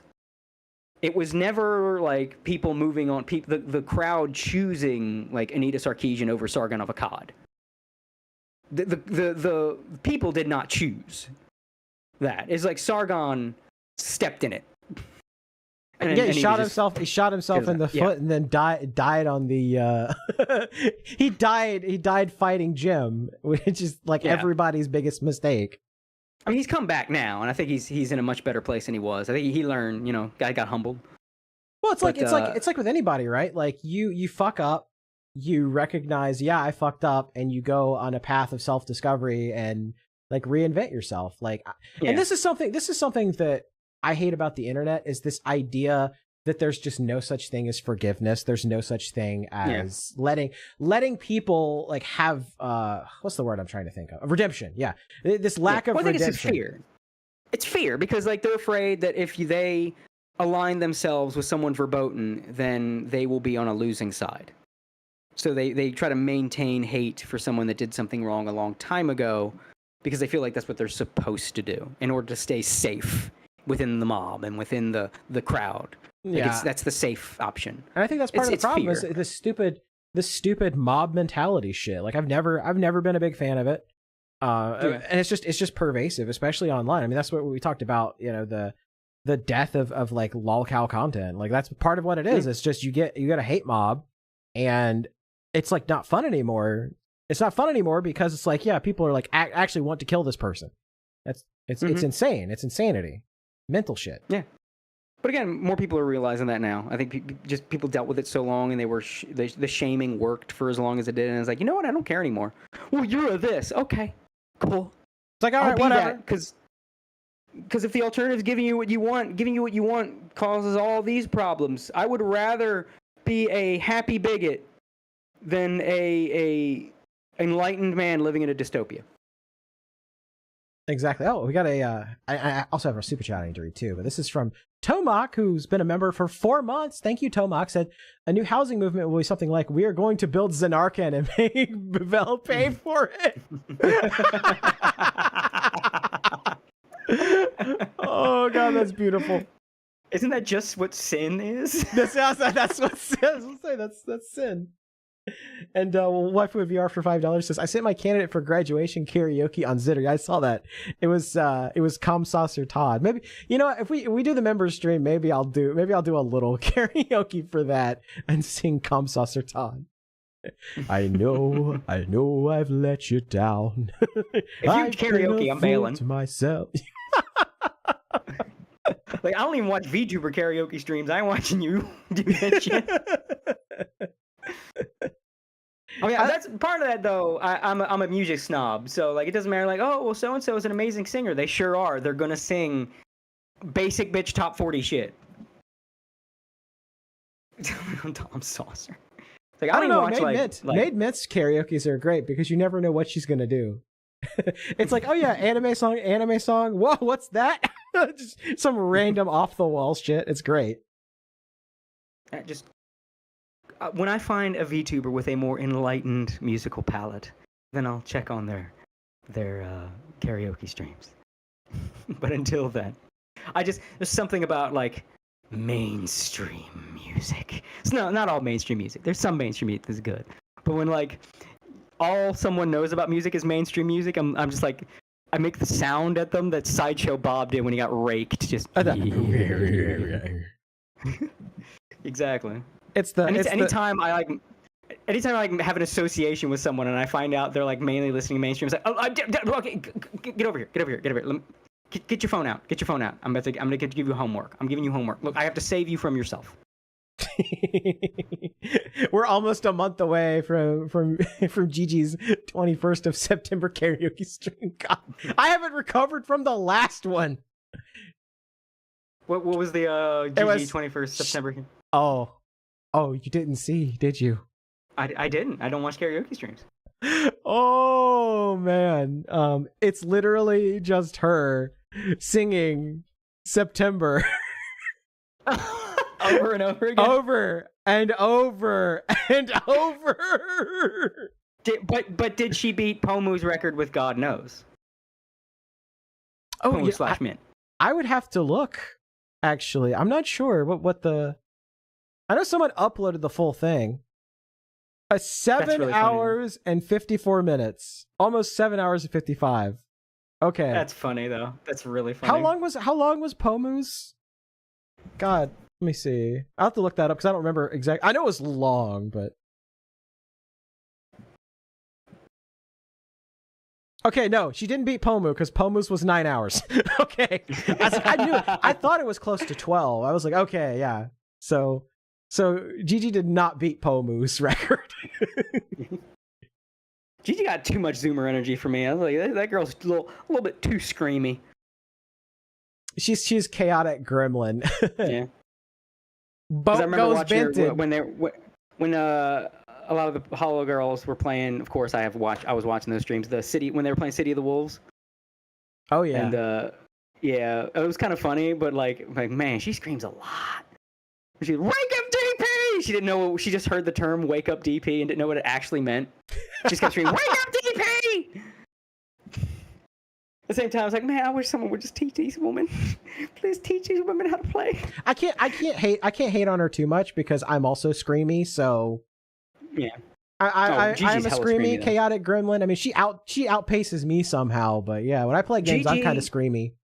Gigi channels the, I say this in quotes, the biggest of quotes, golden age of people streaming horror games. Oh yeah, bruh, Like, bruh, what are you, bruh. Bruh. Yeah, or Markiplier screaming at everything they do in Five Nights at Freddy's. Like that shit. Yeah. Yeah, that's Gigi.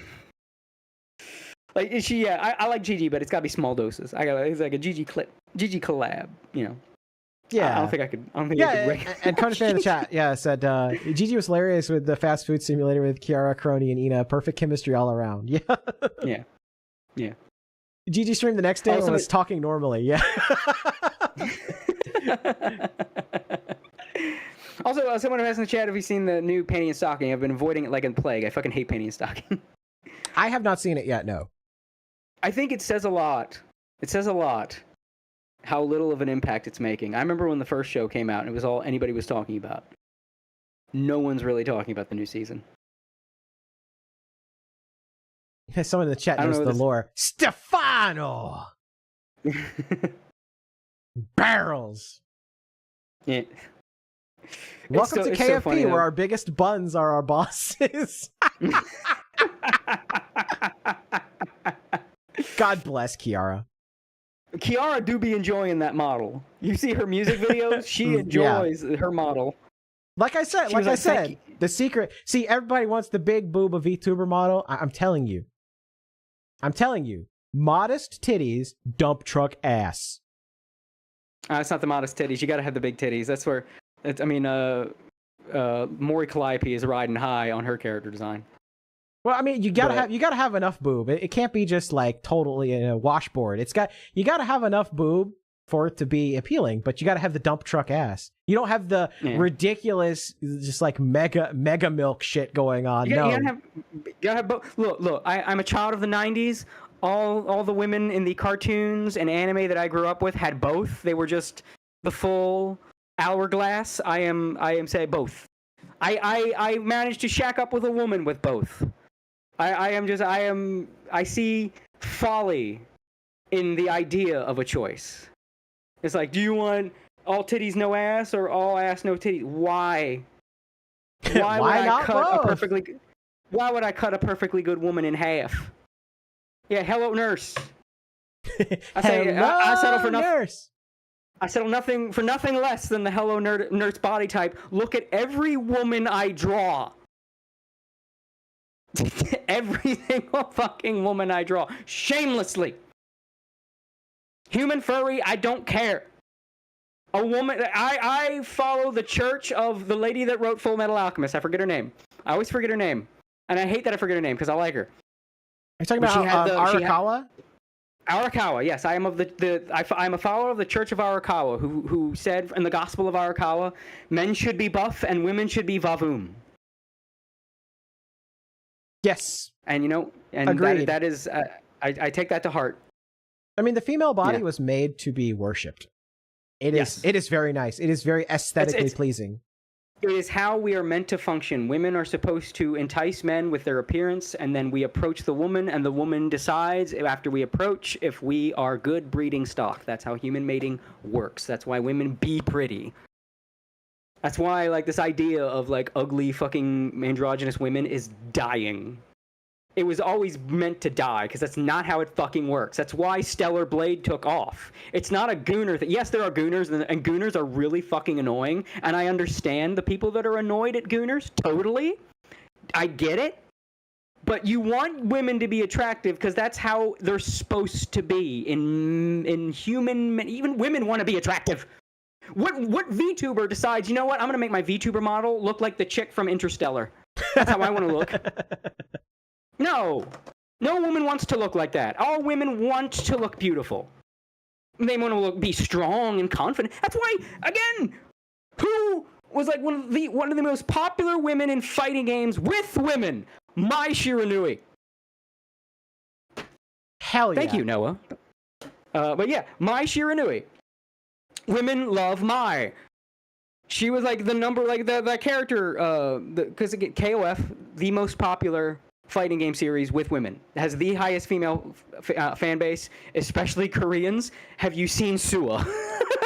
That is the only fucking series that has someone like Suwa. They had a character poll, they asked male players and female players, who's your favorite male characters and female characters. And it was the Japanese player base, granted, so that's probably why. What I'm about to say, Mai was not number one with the guys. At all. I don't even think she was top 3. She might have been like 4 or 5. But she was number 1 with a bullet with the women. You know why? Because she's fucking hot and she's confident in all the men. She's got all the men wrapped around her finger, but she can kick ass. That is like the inverse of the whole James Bond. Women want him, men want to be him.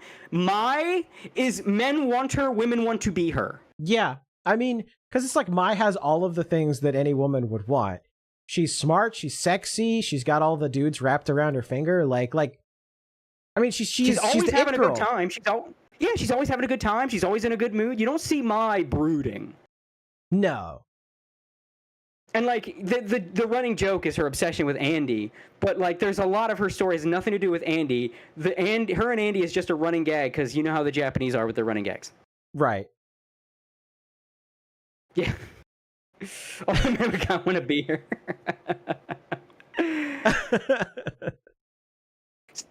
I think who those guys would want to be something probably more akin to Sylvie Paula Paula. Something a little more insane. It told me like, all right. Yeah. Which I should say that. I love Sylvie. She's like one of my favorite characters in KOF. She's great.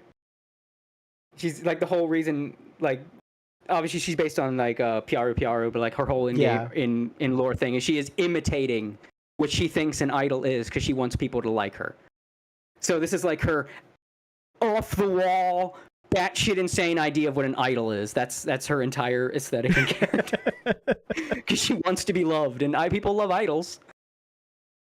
Wear 20 colors. Very true. People do love idols. Yeah. But yeah, like that's the thing. It's you can't sell this whole thing of like, oh, hot for I don't play fighting games to come, bro. That bullshit. No. Everyone loves beautiful women. Including women. Like, again, my girl is like more of a waifu person than me. I've said before, it's like annoying because you want to talk about like your favorite female character and every anime fan assumes like, oh, that means you want to fuck her. Like, no. No. I don't want to fuck her, I want to date her. I like her as a character the same way I like these guy characters. My girlfriend, on the other hand, and like all the girls she likes are gorgeous, confident girl bosses. It's like, and she has a fucking type. It's like Balalaika and Integra and Olivier Armstrong. Like, if you come to our house and the girl figures are going to be hers, and it's going to be those characters, like a whole shelf of those girls. And like, you think she would be if they were like side shaved girl bosses? No, it's the fact that like they're hot. They're hot as shit, but they're also like it's like they got power suits on, but it's sexy power suits. You know what I mean? That's like, for any woman, that's peak. Like, I want to have the best breasts and hips, and then wear some shit that shows a little bit of it. Not too much, but a little bit of it. Just enough to, like, to show the power of my body, but enough to like look at all this dignity and regality I have and shit like that. That's what a woman wants. Except for Mai. She goes in the other direction, but she got a different thing going on. But that's the thing. It's like, women don't want to be fucking ugly, androgynous and shit. The ones that do they have, like, it's getting thrown around a lot, and it's like the elephant in the room, right? A lot of these women shit happened to them. And it's like our problem now. And it's like, I feel sympathy for what happened to you until you try to make it my problem. Until you try to, like, I hope you get the help you need, but your demons do not affect Maury me. clip. Y'all are into some fucked up shit, and I hope you get the help you need. I hope you get the help you need. Yeah. I hope you get the help you need. I love that. That was like one of the that's one of my favorite clips. For y'all that are into putting me with horses, y'all are into some fucked up shit, and I hope you get the help you need. She had the best reaction to something like that. Like, she didn't ignore it, she didn't like poo-poo it, and she didn't lean too heavy into it. She just had a real great joke about it. Like, the fucking, like, she couldn't have a horse. She had the cowboy alt. She couldn't have a horse. Like, it's just this whole card. It says law on it. Peak. Yes, I'm bringing Samus Aran as one of the best examples. She's gorgeous, but badass. That is like, it's like, if you think of the optimal man, it is the confident, strong-featured, top-heavy dude who's confident, in charge, and knows and does what needs to be done, even if it's not the easy thing to do. He makes the hard decision. That's the optimal man. The optimal woman is gorgeous with an hourglass figure, because it's, fertility and all those fucking, ape brain signals, like, I can have many children and nurture them, all those little physical signals. With confidence, loyal, and can make the hard decisions like a guy does, and can do a lot of the things the guys can do, but does not do so at the expense of the guy. Because guys want a partner at the end of the day, except for like fucked up guys that want to, own a woman. Normal, well-adjusted men want a woman, because you're supposed to be a partnership, and it's like, well, do I really want to have to do fucking everything while she sits around? Maybe if you've got a bajillion dollars and it makes you feel good about yourself, you do. But most well-adjusted guys that don't have some safety net like that are like, no, I kind of would like a competent, other half. We can make decisions together, and if I can't do it, she can't do it. If she can't do it, I do it, and then we work as a cohesive unit. And people like that in their fiction. Exactly. So you look at any character popular with the opposite sex, and it's always that kind of thing. It's always, yes, it is the qualities you look for in a mate. Like, it's how we work. It doesn't mean you want to date them. No, a lot of guys, it does. It's with, the lonelies kick in. But even without that, it's still those, like, we all want the same things outside of then our because there's the basic taste and personal taste. I'm talking basic taste, because then personal taste comes in. But with basic taste, we're all looking for the same shit. Because we see that is an example of how that sex is supposed to be. Because we're programmed that way, because Mother Nature is a eugenicist. And it's like, you must go out and find the prime mating material. You must go out and find the most fertile woman and the most strong-gened man. That will look, he can't pass as many genes as you can, so you gotta find the one that's got the best. Because if you've got a few fucked up gene ladies, you it's fine. You've got you got backup, but he don't have backup, so you gotta find yourself over here. That's why like dudes that are like all fucking soft and shit, and like my name is Frederick, they don't get laid. Because like no one's gonna say, oh, he's got no jawline, and his lower jaw kind of like recedes into his neck. Oh, tell me more. Because no one is like. Well, that's why the male feminist thing never actually works. It's like they could sniff that out from like a fucking mile away. Those are predatory lesser men who are trying to prey on broken women. Because a lot of those women are broken women. And it's like, well, I can't compete in... It's like why a lot of man children prey on minors. Because it's an easy thing just to write it off as like, oh, they're pedophiles. You could have just said the fighting game community. You would have been cut to the chase there. Actually, no, I'm thinking more like the TikTok predators. Like, you know those dudes on TikTok, those like fat dudes with high voices and big lisps. Oh, that dude, yeah, that freaky dude. Oh, there's more than one of them that are just like that. Fat. It's like it's a weird phenotype coming out of TikTok. Like, my name is Gregorian, and today I'm going to talk about. I've been getting a lot of hate messages recently, and I just want to say to all my haters, like those guys. Yeah, those dudes are fucking Those weird. guys. Yeah, those guys cannot compete.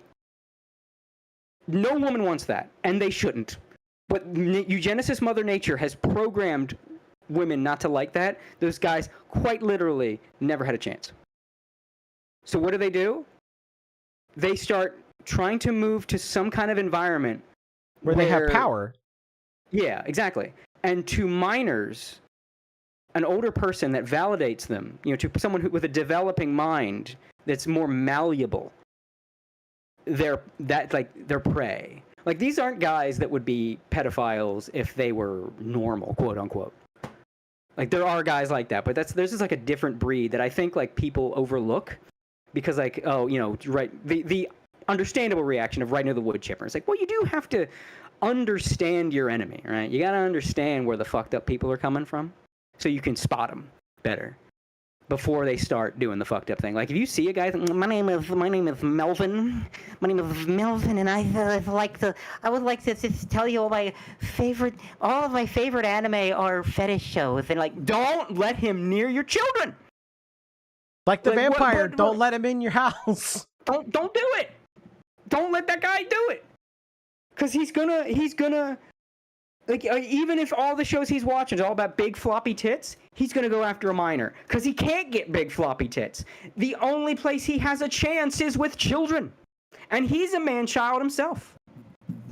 So this is the only people he can even really have a conversation with, are minors. Like, there are your bog standard pedophile. The glue factory. The glue factory. Bog standard. Oh, yeah, Raging Bull actually commissioned art. I gotta pull this up. Hold on, give me a second. What I'm saying is keep your kids off TikTok. They're everywhere. Keep them off TikTok. Keep them off Discord. Hell, just keep them off the internet. Like, watch your kids when they like watch internet stuff to make sure that they're not like accidentally veering into Spider-Man Elsa shit. Yeah. Family, room, computer. Burner phones without internet access. Oh, my friends have it. Yeah, and when you grow up and your friends have a complex because they got groomed and you don't, then you understand. Actually, I already know what I'm going to do. I'm going to raise my children on lol-cow content. Because I learned growing up. If you don't behave, this is what you're gonna become. Yeah. Like, for real, like, because I learned, like, the reason I never did drugs or smoked pot when I was in high school, because I mentioned before, like, my latter 2 years of high school, I became one of the popular kids. I hung out with everybody. And I hung out with all of the fucking weed smokers, the potheads, all the guys that were doing that shit. Right? And Lord knows, I had 1,000,001 opportunities, and I never touched it. And the reason I never touched it in my life is because I saw dudes who were high. And being around people that were already, like, balls deep on weed, like, I don't want to do that. I don't want that to be me, man. Like, I don't want to be that guy. Yeah. And I was like, oh, that's perfect. So I'm gonna expose my children. I'm having them watch Turkey Tom videos since he censors like a motherfucker. Turkey Tom censors like he's trying out for fucking PBS.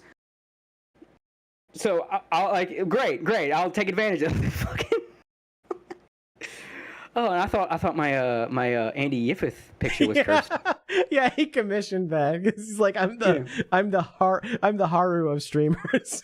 And there's the next one. I'm getting sent to the glue factory.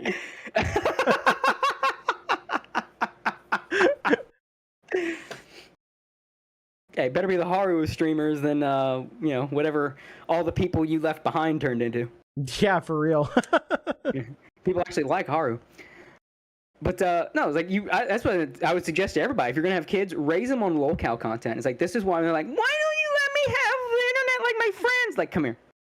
Let me show you. Let me show you this fellow right here. Let me show you. Oh, why don't I let you on TikTok? All your friends are on TikTok? Okay, and we're gonna go on YouTube and we're gonna type in TikTok Predator. Look at all those different videos of all these different guys. Let's watch one. Once upon a time, there was this man named Daniel Larson. If you don't eat your vegetables, you're gonna become just like him. This is why I don't let you on this stuff. Oh, look, let's watch. Like, again, that's why I'm also like my girl and I watch a lot of body cam footage shit. It's like one of my main go-to background stuff when I'm drawing, because I just want something to just play that I don't have to super focus on. Body cam is perfect for that shit. Just like I get the gist, watch some asshole get tackled. It's great. And I was like, this is a great thing to show kids, because like if you ever want to see why we're harsh on you, why we do this, why we do that, this is why. If I gave you everything you wanted, you turn into this asshole. Look at him. Like, there's a body cam of this, the one, I think it was a TikTok, or one of those kind of, like, influencer types. Yeah, people reacting body cam footage to peak. One of those, influencers that were, like, the most insufferable piece of shit. There's a whole, I think, Explore With Us, because they're the ones that, like, usually wait a while, and they, like, because they dig in. They make the request, you know, they actually succeed in getting body cam footage.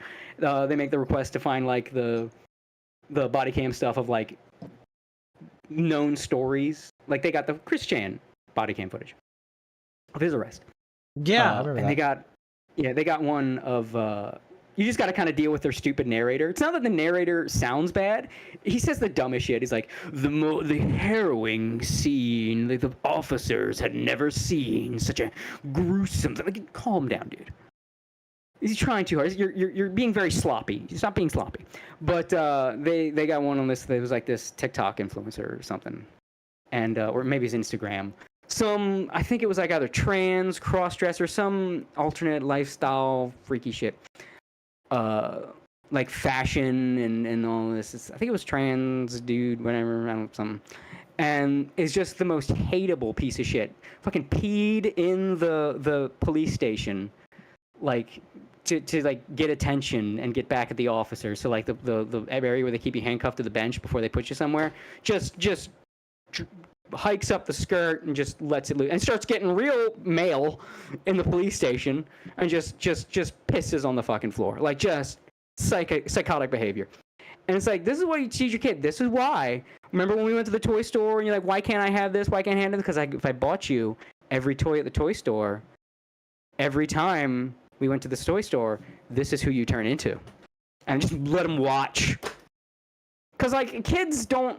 It's like, why? They're just thinking in the now, right? I'm not getting, I'm sad, I'm mad. And like, why can't I have the thing everybody else has? Why am I being oppressed, you know? I feel like the best way, the way that the internet's really going to help with raising kids, you put the family room computer so you can monitor, and you just show your kids some entertaining lolcow content, body cam footage, and all that shit. And it's like, this is why. This is why you have strict rules in place that seem like such a pain in the ass that you can't have fun. This is what happens when you don't have that. Look at them. Look at them. It's like if you have a child who's autistic and you like come down, like stop doing that habit, get out of that habit, because that's what you're supposed to do, right? Like if they start talking like this, you're supposed to say, stop that. Stop talking like that. Just don't do that. And it's called socializing. And so I was like, if I ever have an autistic child, I'm ready. Because I will pull old pull up old yeah, just show old Gator time stuff and just be like, yeah, don't be like that guy. Listen, I'm gonna watch show VTubers instead and be normal. I'm gonna show them old brony footage, old brony videos. It's like, you understand, like my autistic child, why, father? Why are you so mean? I'm just sitting here talking and you nitpick the way I talk, and why are you doing this? I was like, come here, let me introduce you to a fellow by the name of Just a Robot. This is why. This is why I nitpick your behavior and actions. Because if I don't, you'll turn into this man. Oh, let me show you some old brony footage. This guy, this like 15-year-old dancing and singing Bab Seed, I think it was called, or Bad Seed or something like that, in his room with his brother on the top bunk behind him. as he's like jumping around, like no self-awareness, and then the brother on the top bunk just looks down the camera and flashes the middle finger. Don't be like that kid. Don't do it. This is why I Make bug sure you. your This is kid why I- never has a piss drawer or a vomit drawer, Yes. for that matter. A vomit drawer, yeah. Check their drawers, yeah. I won't say who it is because I think the family, if it ever somehow got to them that I ever said this, but I will say one of my family members had a momentary piss drawer because they got so drunk that they woke up in the middle of the night and just walked over to their dresser drawer, opened their dresser drawer, and took a piss. I guess so drunk and delirious they thought the dresser drawer was a toilet. Just peed in the dresser. You okay? Gator's having the pee drawer is giving Gator convulsions.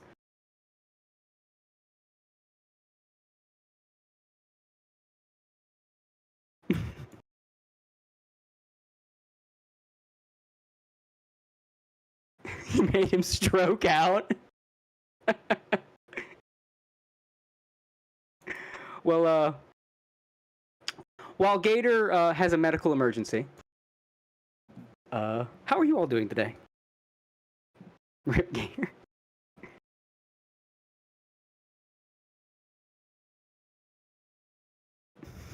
Candid death. This is his graduation stream. This is how it ends. What does he do? Don't let him swallow his tongue. What is he doing? What? Something happened. The silence is deafening. Gator! You kept talking about peeing, and I've been holding it for like an hour. So I was like, oh god, now I've really gotta go. It's a rush to the bathroom. I was like, oh yeah, I really do have to go. Let me run to the toilet real quick. Marathon piss session.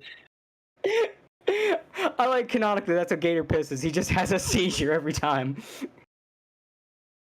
It leaves my body. It just that was some pee. Like, oh god. It's like the blood, hey, watch what I can do, Bloody Mary meme. That was funny. He was having a chat with the toilet. I honestly thought your story was going to last longer. I was like, oh, yay, great. I can take a quick piss break. And then Cody just stops mid-sentence. And I'm like, fuck. I was like, well, I'm already here in the bathroom. Let me just finish peeing and come back. Just convulsing in the bath. I feel so bad. Congrats, Gator, on not making a piss drawer. I don't even have a drawer in here. I'd be screwed. It would just be the floor. Yeah, but my relative just so half tired, drunk, delirious, got up, middle of the night, opened the drawer, pissed all the drawer had stuff in it too. It wasn't an empty drawer. This was not the piss drawer. This was not a vomit drawer. This became the piss drawer against its will.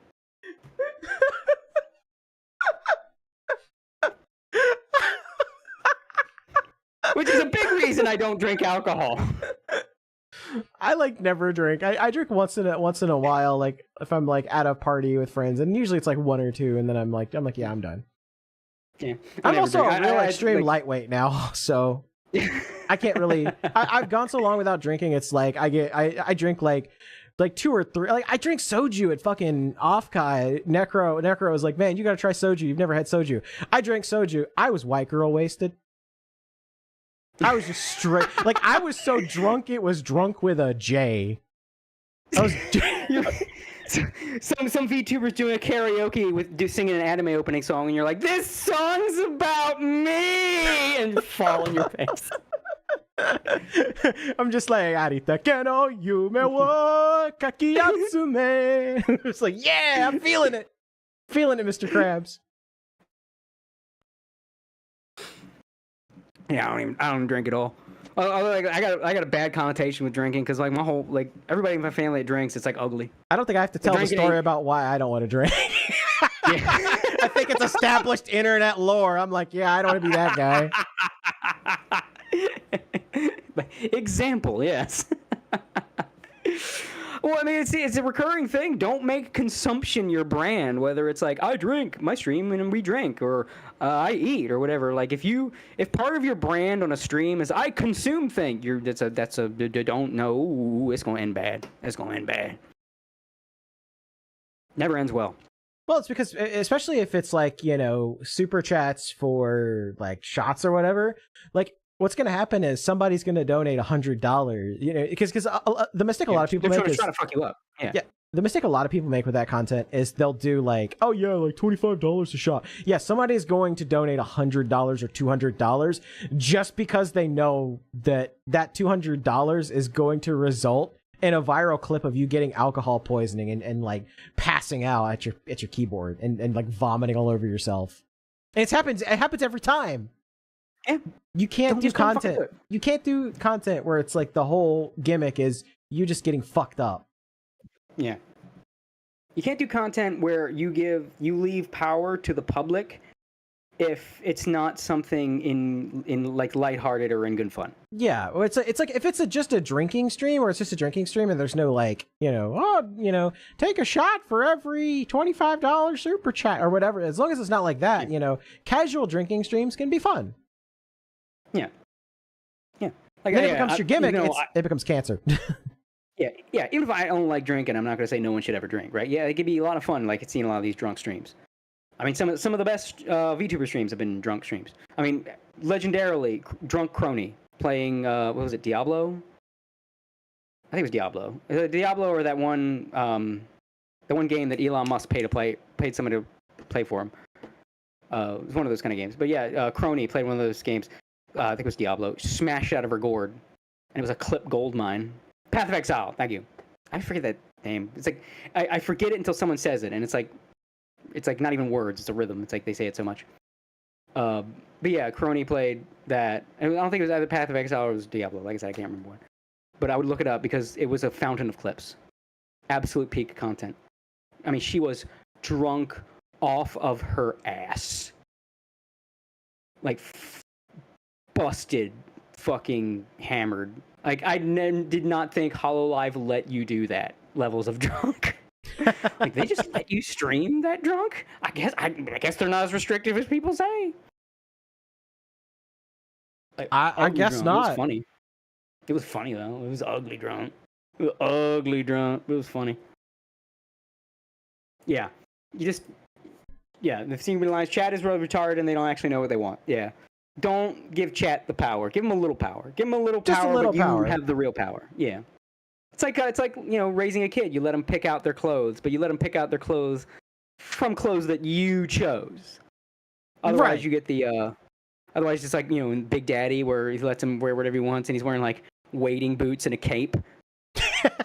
Right? Yeah.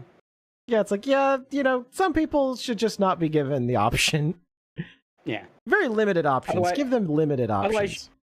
Otherwise you end up in jail because your text-to-speech said, "Attention everybody, I have a bomb." Right. Yeah. Or just start saying the N-word over and over again. Yeah. But I think we're getting towards the end of this. This was going to be a shorter episode anyway, because yeah. number one is kind of it was kind of in the middle of the 2-week thing, because Yeah. normally we do one every other week. And additionally, I have something I have to do tomorrow, so I do still have to go. I have to go to bed. But yeah, I guess probably the last thing we'll just kind of talk about real quick as far as like the history. We talked. Of course, you're watching the podcast. You know the history of the podcast. I think the other big thread too was the Celine and me being on Legal Mindset stream and starting a. I'm glad that I was able to make just a little tiny difference in the VTuber sphere, and do something good. I'd spent so long on this like horrible, evil, malicious, should not exist anymore part of the internet, and it was nice to be able to take what little bit I had learned, what little bit I had taken with me when I left all of that stuff, and to use it for good and to help somebody that really deserves it. Because Doki Bird, she's a wonderful person, and she's been dealt a lot of bad hands in her life and been treated really poorly by a lot of people. And, you know, I know that I can't save myself. Like, as long as I make content on the internet, I'm just going to be fucked with relentlessly by people who can't let shit go, by evil people that probably deserve to be locked up in an asylum forever. But for Doki Bird, like, she can be saved. Like, she can do great things. And she, you know, I knew that she was going to be like one of the top creators as a VTuber. I knew she was going to take off like a rocket because, I mean, her Selene, she was fantastic. She was the top. She was like Pomu was my number one, but Selene was very, very close to my number two. Even to this day, that's still how it is. Like, you know, Maid Mint is my number one. Doki Bird's my number two. She won me over when she played Mega Man. That's all it takes. But yeah, I wanted to make sure like when I saw that happen, and it was MK Fenris that suggested the idea. He's like, hey, you should talk to Legal Mindset because, you know, he's kind of like into anime and he knows about this stuff. He could kind of, you know, look into the situation with Selene and Niji Sanji and you know, like go over it and talk about like what our options are. And I think that stream really sort of like, I think that was the turning point for a lot of it. When things really started to shift in Selene's favor, and it was like it stemmed the tide. It turned the tide of the battle, and I'm glad that I got to take if nothing else, I want my legacy to be the fact that, you know, that stream happened, and Niji Sanji was forever felted, and Selene was allowed to grow and flourish, and, you know, do her own thing and be hugely successful. Yeah, I'm really happy that things turned around for her, because I was just Jesus Christ, the fucking suicide attempt, like that shit got bad. That broke my heart reading all that stuff. Yeah. Like, it's just like, what does Niji not even have anymore? Shinji says they just lost Rosemary. Yeah, Scarla, and even then, like, Scarla is like, I love Scarla as a person. Her content's just not for me, because she's a more horny Marine. You know what I mean? Yeah, but aside from that, I like Scarla. Yeah, I'll see some clips or like her collabs and stuff. But like I've seen people call her a coon baiter. She's not really a coon baiter. I think coon baiter is like more of a cynical thing. Like, you're trying to entice people to as like a substitute for being entertaining. She's more just hypersexual with no filter. It is a difference. Azahar in the chat says, do you see the leaks that seem to imply management was trying to keep her, but all the talents were pushing for them to kick her? I'm not surprised, honestly, because they were the ones that were bullying her. There's a comical Mean Girls club going on. Pretty much. In that place. Ragey Will says, hey, cheers to you, Gator. I'm glad to see one good thing come out of the shithole that is the sector. Yeah, for real. Yeah. For real. And I mean, the good news is that content is always self-defeating. Like, 2-3 years from now, people will be talking about the sector as it was. Like, man, remember when like all these pieces of shit got together and were totally insufferable, and then, like, you know, half of them died due to overdose and the other half like just disappeared one day and without a trace, and nobody knows what the fuck happened. It's like, yeah, those were good times. Some of them even killed their wives. Yeah. Except that happened to, like, recently-ish. Jesus. Try this delicious burger. I call it the Mama JF Special. Jesus, crazy stuff. Man's making them demiurge burgers. Jesus. I still got it in my head. I just came off yet another fucking Overlord binge. I reconnected with like an old friend, like my old best friend from high school, and I talked about like, yeah, should they see the show? I bet you haven't seen it. It's called Overlord, and he was like hyped for it, and I got him to watch it. And I got home, I was like, fuck, now I want to watch it, and I just threw it again. Oh, I also got more. I got more fan art. This was from Hollow Point Art on X. There it is. It's the happy, you know, faded to white background. Yeah. I was like, dude, that is so cool. He just like messaged it to me one day, and I was like, dude, that's awesome. I have a VTuber art. This might be like my favorite fan art ever. Like I really like I love the glue factory, but it's just like, yeah, this is nice. This is nice. At least I'm going out in style, right? Happy death thumbnail. Yes, exactly. You were able to retire the brand on your own terms, as opposed to it becoming toxic and having no choice. Like I chose to go out. Like I could have still been Gator and do all this stuff, but really I look back and I really should have, like, when I walked away from the sector and that just pile of garbage, I should have just like retired the character, then just come up with something else. But it's one of those things where it's like you've been something for so long, you just kind of it just becomes habit. It becomes a crutch, becomes a cope. Yeah. You want to hold on to it because it's like, well, I've been this for so long. I why would I ever want to change anything about it? And it's like, but sometimes you just have to. Sometimes you just need to do something different. Yeah. Sometimes it's just the baggage. Yeah. Yeah. So you're ending it on a high note. People love a redemption story. God bless. Yeah. And it's like I said, not to be like cringy or whatever, but I really feel like VTubing came along at a time where I was going down a very dark path. And I think it fixed a lot. It really, more than anything else, the the brain rot VTuber Coco Melon like overrided all of the stupid shit in my brain. It was just like, yeah, why don't you just, instead of being miserable all the time and talking about shit that you don't like and talking, like doing this like lolcow drama content retard shit, why don't you just talk about how much you love VTubers, how much you love anime, talk about the stuff that you do like, instead of making 30 videos on why Superman sucks. Yeah. Like do something fun and like laugh and have a good time. And that's pretty much what the podcast was just us shooting the shit, laughing, having a good time, and not taking anything overly serious. I really do miss back in the day when like the internet was not people's lives, and so you were discouraged from taking the internet seriously. Exactly. And Nerdy Text and Accountant has been a member for 1 month, said, "You will be missed. I do wish you the best of luck in the future." Thanks, buddy. Yeah. Like, I think we need to go back to, like, I remember, was it Something Awful that jokingly said the internet is serious business, to kind of make fun of that idea of, like, people taking the internet seriously? I would have said 4chan, but I wouldn't be surprised if it was Something Awful before it. It might have been 4chan. It was one of those, like, the original hubs of internet culture. Which is the idea of taking the internet seriously was, like, it was like taboo. Like you were pathetic if you got emotional or mad or whatever on the internet.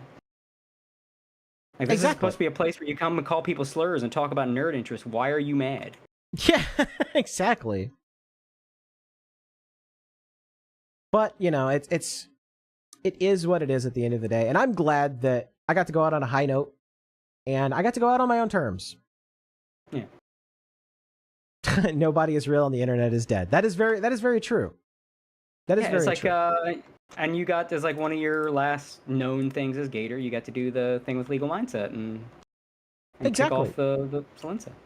So you had a nice little final wholesome dab before you called it. Final act of like ultimate goodwill. It's like when the villain has the change of heart. And like right before they die, they do that one last good deed that reverberates through time. Yeah, that was it. Like I did my good deed, and now I'm dying. Yeah. And you know what? It was all worth it. It was all worth it just to hear this laugh.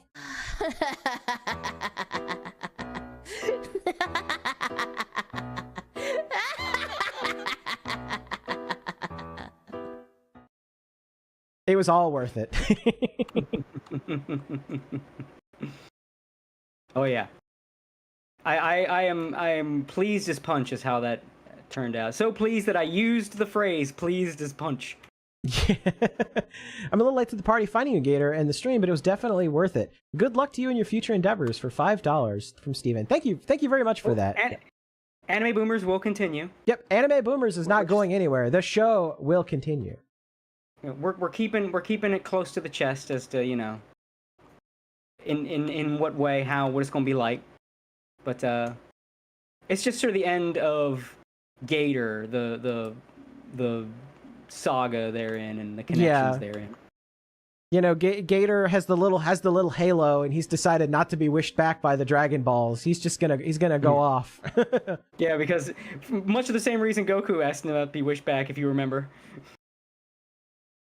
Because all these people are just gonna keep coming after me. Yeah, that's literally it. That's literally it.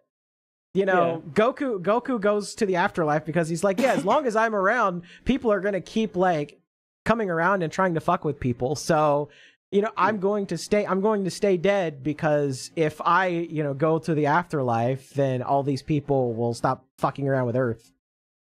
Yeah. Yeah. No Achieve for $5. No escape. Yeah. Yeah. No escape from chaos. Yeah. No Achieve for $5 says, hey Gator, just want to say congratulations on your graduation and wish you all the best in this exciting new chapter. Thank you. And Noah, let's see. Tomak for $10 says, there is no escape from KOF. KOF will find you. Oh, yeah. Death is not enough for KOF. You will learn. You will learn Latin America's pain. Yes, I will. Yes, I will. All right, but I think that's probably a nice note to wrap up on. You know, I got to in my last thing I basically did was, you know, protect Doki Bird's smile. And if that's the only thing I've ever accomplished, I think it was worth it. I like this. El Monstermon. All right, Gator, see you tomorrow. Fades from exit for $2. Although that does kind of remind me that at some point I want either you or me or you and me to be on Legal Mindset stream again for some reason, some excuse, because that was a lot of fun. I had a ton of fun. Yes, it was. Yes, that was a lot of fun. I always enjoy hanging out with Legal Mindset. It's just he doesn't do a lot of collab streams because he's been so busy. Yeah, he's got all this shit to cover with Johnny Somali. With Johnny Somali, who's probably going to go to jail forever. Maybe not forever, but certainly a couple years. I mean, long enough to where, like, by the time he gets out, he'll be old and done and forgotten. Yeah, there's no way for him to come back from this. I mean, he's pretty much toast. Yeah. Like, he's going to go to jail and everybody's going to forget about him, and he's probably not even going to want to live stream, or even if he does, he's probably just going to get banned immediately, and people just won't care. Yeah. I think, honestly, by the time he comes back, he'll be not only irrelevant, but probably broken. Like, I think whatever's going to happen to him in that Korean prison is going to, like, he's going to be a changed man. Ryan in the chat. Kind of glad I didn't go through that updated Gator model now. Yeah. Yeah, he was going to make me a VR chat model. And I was like, oh, dope. That'd be great. But yeah, I'm glad you didn't waste time with that too. Maybe in another life.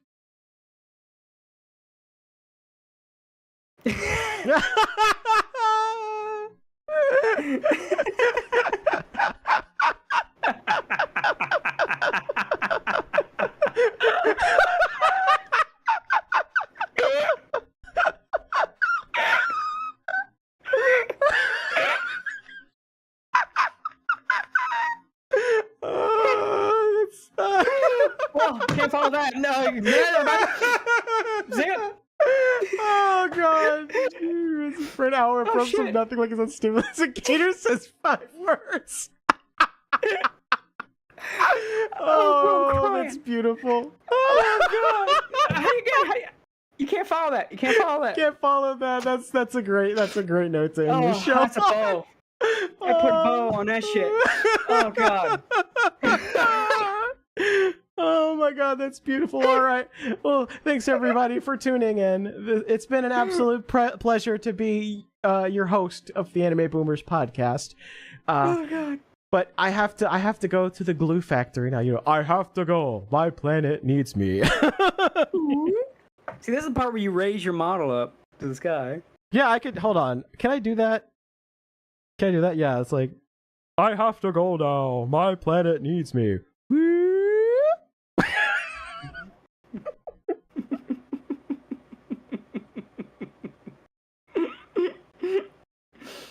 Oh, Jesus Christ. Oh. Bye, everybody. He's gone. Gator has returned to his home planet.